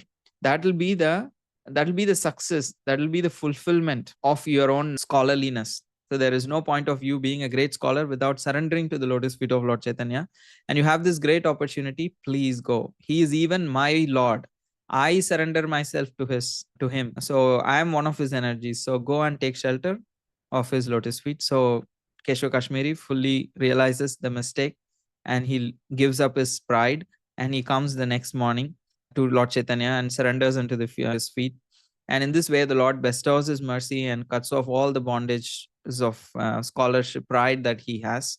So in this way, the glories of Chaitanya Mahaprabhu even becomes expanded, because now he has won even the Keshava Kashmiri, one who was never defeated by anybody else. And now the name and fame of Sri Chaitanya Mahaprabhu as Nimai Pandit, as the teacher, is spreading far and wide. So in this way, this particular chapter summarizes all these pastimes in his Kaishora Lila. He becoming a teacher, visiting East Bengal, meeting Tapan Mishra, sending him to Varanasi, and then Vishnupriya passes away. Then he marries Lakshmi Devi, and Lakshmi Devi passes away and he marries Vishnupriya. And then he also defeats Keshava Kashmiri. These are the important Kaishor Leelas touched upon by Krishnadas Kaviraj Goswami. And then he speaks the last chapter of Adi Leela, which we will complete in a few minutes, that he speaks about Yavan Leela until he takes sannyas. He plans to take sannyas. Him taking sannyas will come in Madhya Leela next week. But here in this particular chapter 17, he makes a plan, yojana, sannyasa yojana. He makes a plan to take sannyas, and the reasons we will see. First of all, there is this turning point of him taking initiation. So in order to perform the customary ceremonies for his deceased father, Nimai actually travels to Gaya. So upon his arrival there, he actually meets Ishwarapuri. He had actually, if you read Chaitanya Bhagavat, you will see that Ishwarapuri had once before come to Navadvip when Nimai Pandit was a small child. So they had known each other before somewhat. So now he again meets Ishwarapuri and explains to him how his father passed away and he is here for doing his ceremony in Gaya. And he becomes very impressed with Ishwarapuri, how renounced he is, how detached he is, how he is completely absorbed in chanting of the holy name of Krishna with great love and attention. So this creates a stark contrast to the life of Chaitanya Mahaprabhu himself. See, there is a reason why Chaitanya Mahaprabhu actually exhibiting the pastimes of a scholar in the beginning parts of his life, because in the later part of his life, he's just going to completely be absorbed in chanting the holy names. So people might think chanting and all these things are for sentimental people, less intelligent people, and uneducated people. So in order to prove them wrong, first of all, he proves himself as the greatest scholars. So when he has proved himself as the greatest scholar, and then when he turns to taking the holy name, no one can actually say, oh, this is for any simple, sentimental, uneducated person. However, playing that role, he was very absorbed. So when he looked at Ishwarapuri, he could see that how he was such a scholar. But here, a simple person as Ishwarapuri, he was not that educated, but he was completely absorbed in Krishna. So that stark contrast to dry philosophy and the complete emotionally surcharged, deep devotion to Krishna, that stark contrast immediately impressed upon the heart of Chaitanya Mahaprabhu. So Ishwarapuri also actually lovingly corrected Nimai Pandit, because he gave a composition that he wrote to Nimai Pandit. Hey, I heard you are a great scholar. Can you just help me edit this? Pandit actually accepts him as a spiritual master, but he also says, no, how can I edit? But no, Ishwarapuri says, no, I'm just looking for a grammar editing, so go do this. So he edits, actually brings back and says, oh, this is the thing I edited. Then Ishwarapuri actually proves him wrong. He says how it's not right what he edited. So even though he was a great scholar who even defeated Keshava Kashmiri, he gets defeated by in the hands of his own spiritual master, and Sri Chaitanya Mahaprabhu becomes very happy. So in this way, he accepts initiation and he becomes very impressed with the scholarliness also of Ishwarapuri. He was just thinking he's a simple saint, but Ishwarapuri also established his knowledge. So then he becomes very impressed, gets initiated into the chanting of Hare Krishna. And when he actually starts chanting, then he experiences so much transformation. He goes and asks, what kind of mantra? Kena mantra dila Gosai? Like, what kind of mantra you have given Gosai, like Goswami, that I'm feeling all these symptoms? And and Ishwarapuri says, yes, this is Hare Krishna mantra. Your heart is being purified. So you're experiencing all of these transcendental happiness. So give up all these engaging in this dry knowledge and take up to this chanting of Hare Krishna. Don't do anything else. Just take up this and your life will be perfect. So though perplexed by his sudden feelings of spiritual intoxication, he understands what is being bestowed upon him by his spiritual master.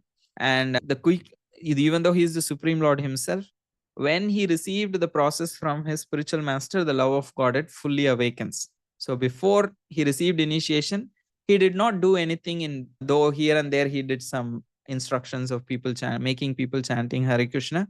He never established his whole mission of Sankirtan without before being initiated by his spiritual master. So he was fully immersing himself in chanting. The power of holy name immediately awakened love of God within anyone, and within Chaitanya Mahaprabhu also. It caused him to dance, laugh, and cry with abundant spiritual happiness. So he immediately wanted to go to Vrindavan. His heart has become completely, love for Krishna has aroused in his heart, and he just could not hold it. So he immediately wanted to go to Vrindavan. The demigods appear and then they tell him, oh, this is not the right time to go to Vrindavan. You will get a time later. After you take sannyas, you will get to go to Vrindavan. So now go back to Navadvip and actually spread this holy name everywhere. That duty is remaining. So he goes back. Though he wanted to visit Vrindavan, he returns to Navadvip so he could share the priceless gift of the holy name with his community. And the locals, everybody were shocked at the transformation of Nimai Pandit. The scholarly, proud, intellectual Nimai Pandit has now become a completely like a saint, infused with devotional sentiment. So he has become completely disinterested in philosophy, logic, debate, and he was instead was completely dedicating himself to incessant chanting and continuous speaking about the glories of the holy name at every given opportunity to everyone.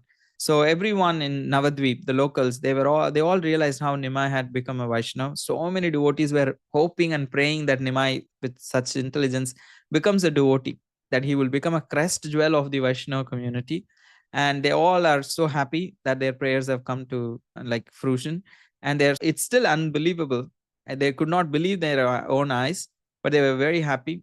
So whatever they prayed for has finally come to effect. And in this way, then Nimai induced many people to chant throughout his life. And at the time of his birth, everyone had gathered. And through his childhood, he made the ladies chant. When he traveled, he made people chant. And he made his schoolmates and the children chant by teaching grammar through Krishna's names. So, however, this turning point of taking initiation and personally tasting the prema marks a serious turning point and a period which would mark the birth of the wide scale Sankirtan movement. And Nimai will be at the very heart of that spiritual revolution. And in this way, he will spread the names, chanting of the holy names everywhere. And he also exhibits many divine signs, like many divine pastimes. He exhibits his divinity in many ways. Though he is taking the role of a devotee, sometimes he also exhibited his divinity. Usually he covered his divinity because he is in the mood of a devotee. But sometimes there was also occasions where he exhibited his divinity, and some of those circumstances are recorded in the chapter 17 of Adi Lila. So first we spoke about initiation, then how the kirtan he started chanting, and then his exhibitions of divinity are explained. That there is Mahaprakash Lila, very elaborately described in Chaitanya Bhagavad by Vrindavan Das Thakur, that once in the home of Srivas Thakur, Nimai actually sits up on the throne of Vishnu, and he accepts worship for continuous 21 hours. So in return, he offer, and then after all the devotees worshipped, he offers benediction to each and every devotee according to their spiritual relationship with him. That is when he tells the devotees, bring Sridhar Ko, and he invites each and every devotee and speaks to them and actually shows them his darshan. And there is also another time when he shows Shadbhuj darshan, his form of six-armed form, Shadbhuj Roop. Lord Chaitanya showing his six-armed form to Sarvabhaum Bhattacharya is very famous. He shows this form in Mayapur to Sarvabhaum Bhattacharya. It is very famous. But he also shows a similar Shadbhuja form to Nityananda Prabhu. So he manifests two arms of Krishna, two arms of Ram, and his own two arms in the Nimai form. So thus confirming all three incarnations indeed the same supreme person. In fact, before this, Nityananda Prabhu, after he takes initiation and starts chanting in Navadvip, Nityananda Prabhu comes and joins the devotees in Navadvip. Until then, he was traveling all over the India, various holy places, along with a spiritual teacher. And eventually, he was waiting for Chaitanya Mahaprabhu to start the Sankirtan movement. And now that he has taken initiation and he was starting it, Nityananda Prabhu comes and joins him. And that's when he shows him the Shadbhuja Darshan. And then Sachimata once had a dream that Nimai and Nityananda were none other than Krishna and Balaram. So then when Nityananda Prabhu arrives after this dream for prasadam, she saw them sitting together and eating. And at one look, she was seeing Krishna and Balaram sitting and eating. And another time she would see Nityananda Prabhu and Chaitanya Mahaprabhu sitting and eating. So in this way, she could guess their identity, but not always. As a mother, not fully. And also Chaitanya Mahaprabhu performed this amazing pastime that one day, after chanting for so many hours with his devotees, he saw that all the devotees are getting tired. So he immediately sowed a seed in the ground, mango seed, which immediately fructified and created a whole tree. And then it created hundreds of juicy mangoes. And the specialty of the mangoes was there was no skin, there was no seed. It was just like sweet. And it is said just by eating one fruit, that one person can be completely satisfied. And he picks up few hundred fruits and distributes to all the devotees. For the next year, every day they all will do kirtan. And at the end of the kirtan, they will all eat mango. So literally they will come to eat mangoes after the kirtan. They would be looking forward to eating the mangoes after the kirtan every day.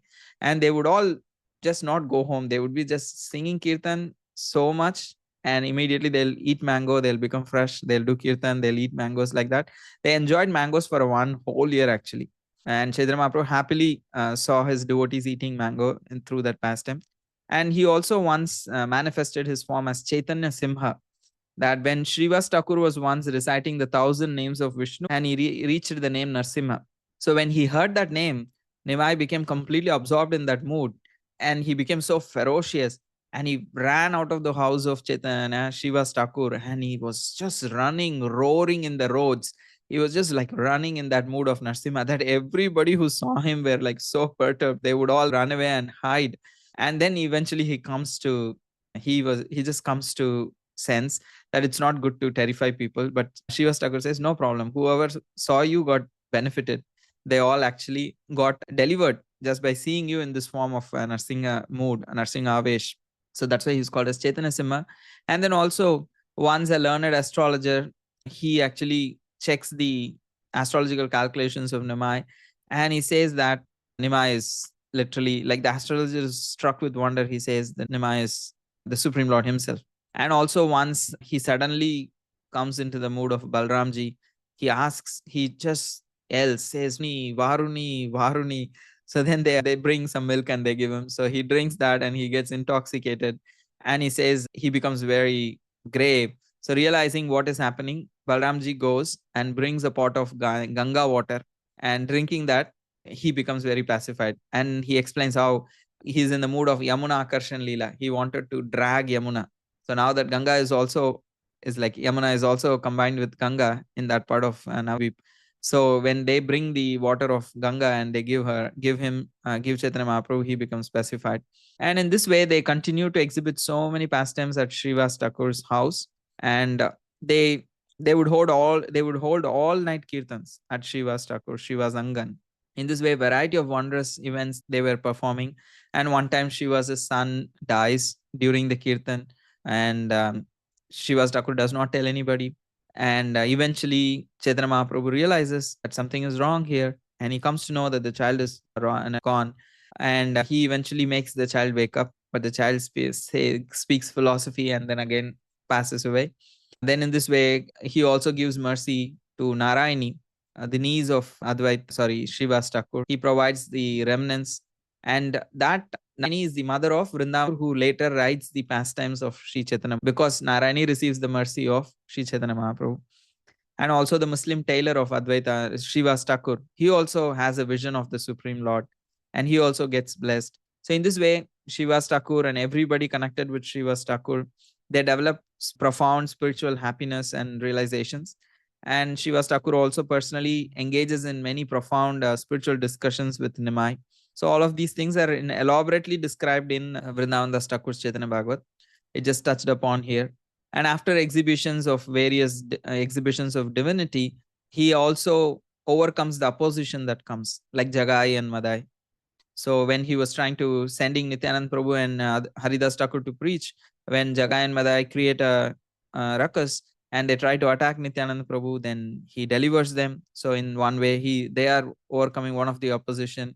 And there is Gopal Chapal, who tries to actually defame Srivas Thakur. He puts all the worshipping paraphernalia for worshipping Kali, all the wine and hair, like all kinds of very ghastly ingredients outside the house of Srivas Thakur to defame him, to show that he is doing some kind of tantric kind of worship at his home all night.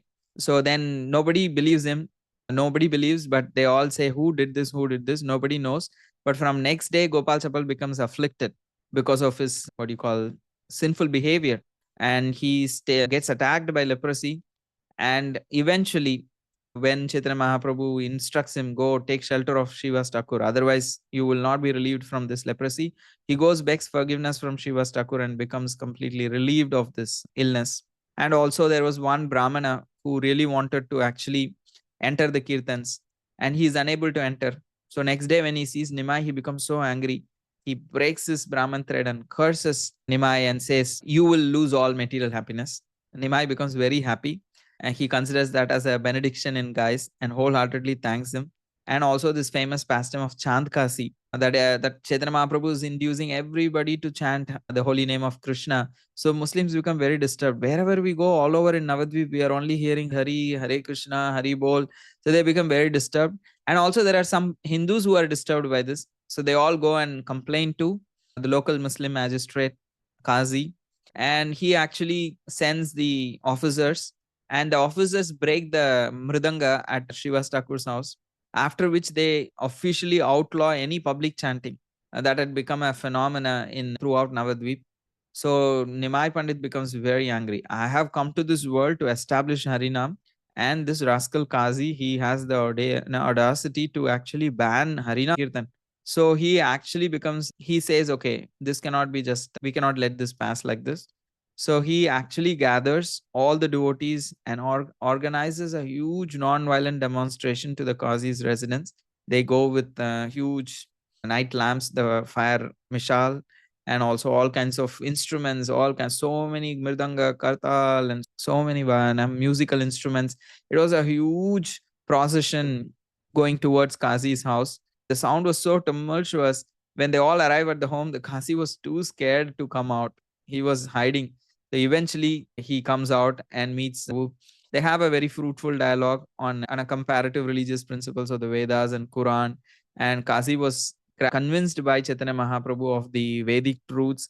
And Qazi also reveals that how Narsimadev appeared in his dream and chastised him.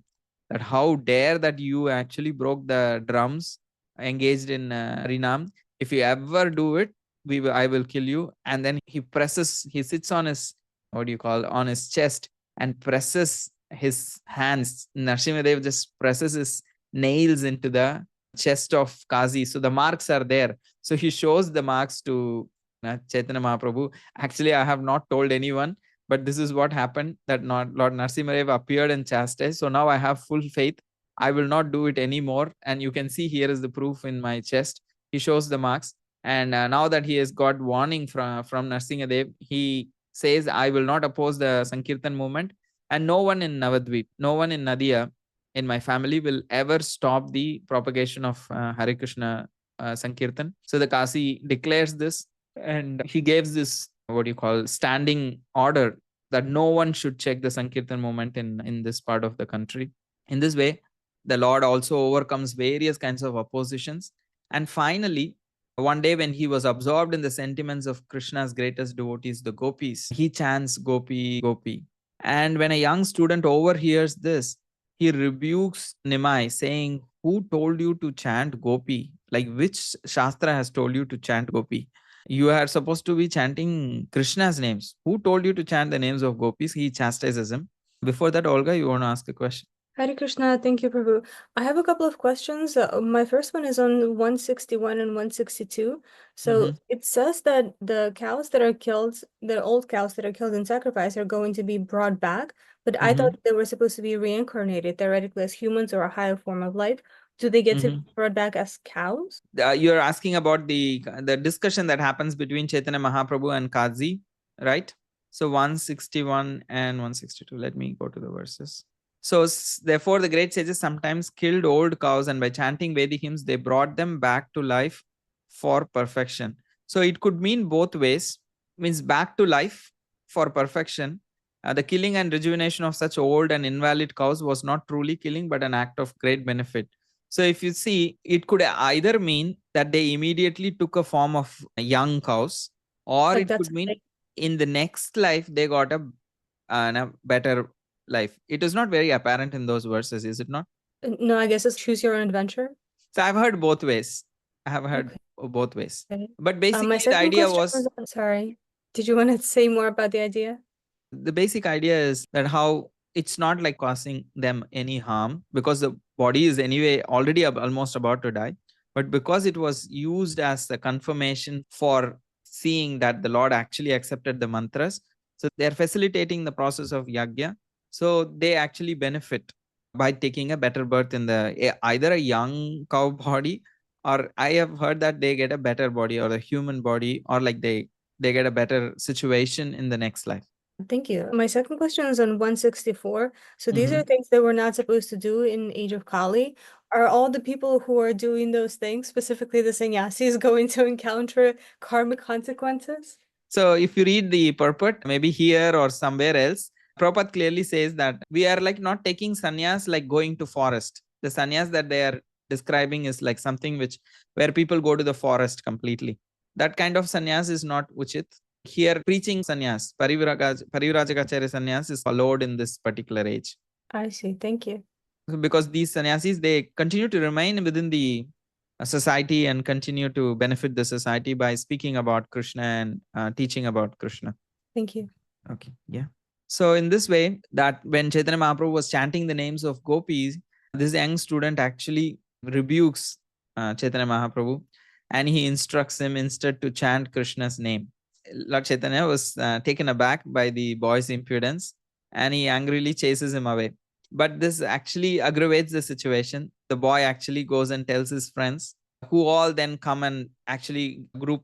They become a group and they all gang up and they come and actually criticize Nimai, and troubled by their immature disregard. And so Nimai literally realizes that he may have to adjust his social position in order to command more respect, because he is a young householder. Others may not take him very seriously. Though he manifests all the spiritual signs and he's very spiritually advanced, because he is a young householder, people may not take him very seriously. So he realizes that if I remain in this social position, I may not be able to command more respect. But if I actually take sannyas, people will respect me, because just a matter of fact, they will respect any sannyasi. But when they specifically respect me, they will get the benefit and their heart will become melted and they will be able to take up to devotional service. So that's why he decides accepting the order of sannyas renunciation would offer him greater authority, and people would be more inclined to submissively hear from him. So then life as like a preacher will also open up many more opportunities to inundate the world with the chanting of the names of Krishna. So it was a painful choice, but still Lord Chaitanya actually understands that it is probably necessary for the sake of the benefit of the world. So just for the benefit of the world, he is actually taking this extreme step of accepting sannyas, giving up his mother, giving up his young wife, and he's just 24. So just age 24, Nimai actually travels to Katwa to meet with the great saint Keshava Bharati, and in the company of few intimate people, just a group of intimate followers and friends like Nityananda Prabhu and Mukunda and all of them, he shaves his head, takes on the saffron robes, and he completely cuts all the social ties and enters into the order of sannyas. And he gets this name Sri Krishna Chaitanya. So although Chaitanya Mahaprabhu had made a considerable missionary progress in Navadvip, his vision for the Sankirtan movement was much bigger. So in order to facilitate this expansion and increase his circle of influence, Nimai decides to formally accept the sannyas order. His mother and wife, they were completely distraught. You can imagine, like, Sachimata was at this point over 70 years old. Vishnupriya was only 16 years and Chaitanya Mahaprabhu was only 24 years. So they have not had any children, and Sachimata does not have any other male member at home. She does not have any grandchildren. So though Chaitanya Mahaprabhu very soft in heart, he also had to take this strong decision, and he was determined. So he just left and took sannyas. So although, as Olga was saying, the scriptural injunction forbid the acceptance of sannyas in Kali Yuga, Sri Chaitanya Mahaprabhu proceeded for the sake of higher purpose to uplift humanity through spiritual welfare work, and thus he was not subjected to this restriction. Interestingly, he also accepts sannyas from an impersonal tradition. That was also a strategy, and we will explain those strategies and examine those things in the next coming week. And most of these pastimes are already described by Vrindavan Das Thakur, so it's just touched upon here. So the same Supreme Lord, the same pastimes are elaborately described in the book Chaitanya Bhagavat. Purva? I had a question. Okay. Since Chaitanya Mahaprabhu was already Krishna himself, even if he would have stayed in Grihastha ashram, he would have preached, it would have still worked, isn't it? Yes, if he was Krishna, then he could have just stayed in the Grihastha ashram. He is Krishna, but that does not mean if he takes sannyas. You are saying if Krishna can do anything and everything, if he is all potent, why can't he just teach in the being a householder? Is that the question? Yes, that was the question. See, it's only an external reason. There is also an internal reason that he really wanted to examine this mood of Srimati Radharani and wanted to experience that deep love for Krishna in the mood of separation. So all of that, he had that plan. So that would be much more easy if he actually took up sannyas. Eventually he could go into seclusion towards the end also. And also traveling so much and preaching, and he might not be able to travel to South India for 6 years with all the family responsibilities and children and all of that. So that's another reason he decides at a particular time that it's much better, for the sake of the external and the internal reasons for which he appeared, it would be much better. And also Lakshmi Vishnupriya Devi is being given that experience of love and separation, though we just are approaching it from an external perspective. Like the gopis who remained in Vrindavan were always completely absorbed in Krishna. Similarly, both Sachi Mata and Vishnupriya Devi, they were completely absorbed in love and separation from Sri Chaitanya Mahaprabhu. So they also achieved their perfection through that. So he also benefited the world, and he fulfilled the external and internal reasons by becoming a sannyasi. And then later on, who took care of his wife and mother? So he actually appoints a servant, Ishana. He continues to live with Sachi Mata and Vishnupriya Devi until their end of their life, to continue to serve them. Okay, thank you. And also the other devotees of Navadvip are there, Advaita Acharya, Srivas Thakur, and all the other associates of Lord Chaitanya. They were all there too in Navadvip. Okay, thank So you. in this way, that the whole Adi Lila comes to a conclusion. In 5 minutes, I'll just conclude what we saw so far. So in the chapter 1, I am not sure. Okay. In the chapter 1, we saw that how the Mangalacharan was explained. Share that slide now. And in the chapter 2, divinity of Lord Krishna was explained. In chapter 3, the external reasons for Lord Chaitanya's appearance was described. And also the 3rd chapter describes the religion of the particular age of Kali, which is to simply chant the holy name of Krishna. And also the 4th chapter describes the main internal confidential reasons for the appearance of the Supreme Lord, because he wanted to taste the mellows of his own transcendental loving service and his own sweetness and the greatness of Srimati Radharani. And in chapter 5, Krishnadas Kaviraj Goswami explained the truth of Nityananda Tattva, who is none other than Supreme Lord Balaram. And then in the 6th chapter, Krishnadas Kaviraj Goswami explains the Tattva of Advaita Acharya, who is an combined incarnation of Mahavishnu and Sadashiva. Then in the 7th chapter, he described the Panchatattva, and because he has described about Chaitanya Mahaprabhu, Nityananda Prabhu, and Advaita Acharya elaborately, he touches upon Gadadhar and Srivas, and also explains how Panchatattva created this spiritual revolution and how they distributed love of Godhead everywhere. In chapter 8, he gives the history of how he wrote this book. And also in the 9th chapter, 10th and 11th and 12th chapter, he describes the desired tree of devotional service, how Sri Chaitanya Mahaprabhu is the gardener who actually planted, who nourishes, and is the maintainer of that garden. And he wants to distribute that fruits. He just does not want to just have the tree, but he also wants distribution of that fruits that he is experiencing. For that, he needs more people. He cannot go everywhere and do everything. So he wants his devotees to distribute those fruits.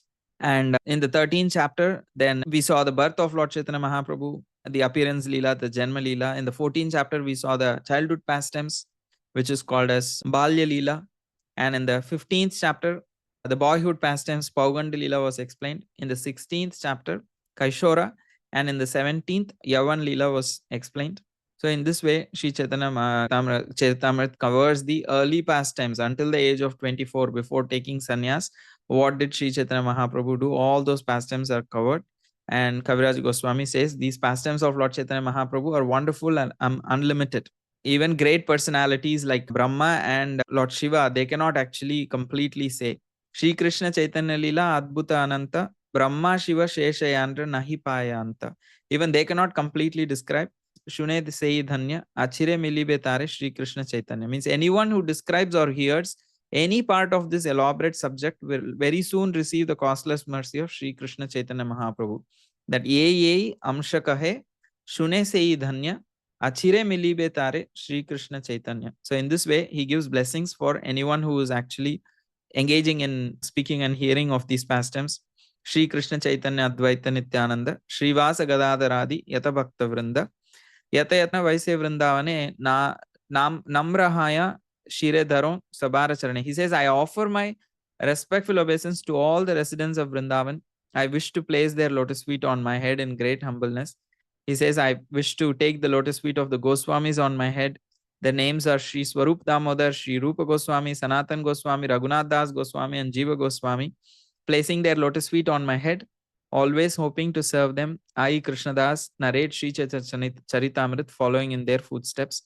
So in this way, he completes the Adi Lila of Sri Chaitanya Mahaprabhu and expressing his gratitude for Sri Swarup Damodar Goswami and Raghunath Das Goswami, because they are the ones who actually gave him all the knowledge, and Rupa Goswami and Sanatan Goswami and Jiva Goswami for giving him shelter in Vrindavan. And in this way, he expresses his gratitude. So we also express our gratitude, Srila Prabhupada and to Srila Krishnadas Kaviraj Goswami, that they have given us this wonderful opportunity to know the pastimes of Sri Chaitanya Charitamrita, and all the devotees who assisted Srila Prabhupada and also who taught me and who have helped me get some understanding, and to all of you who have given your valuable time of over 2 hours today and over 2 hours yesterday. Thank you. Hare Krishna, everyone.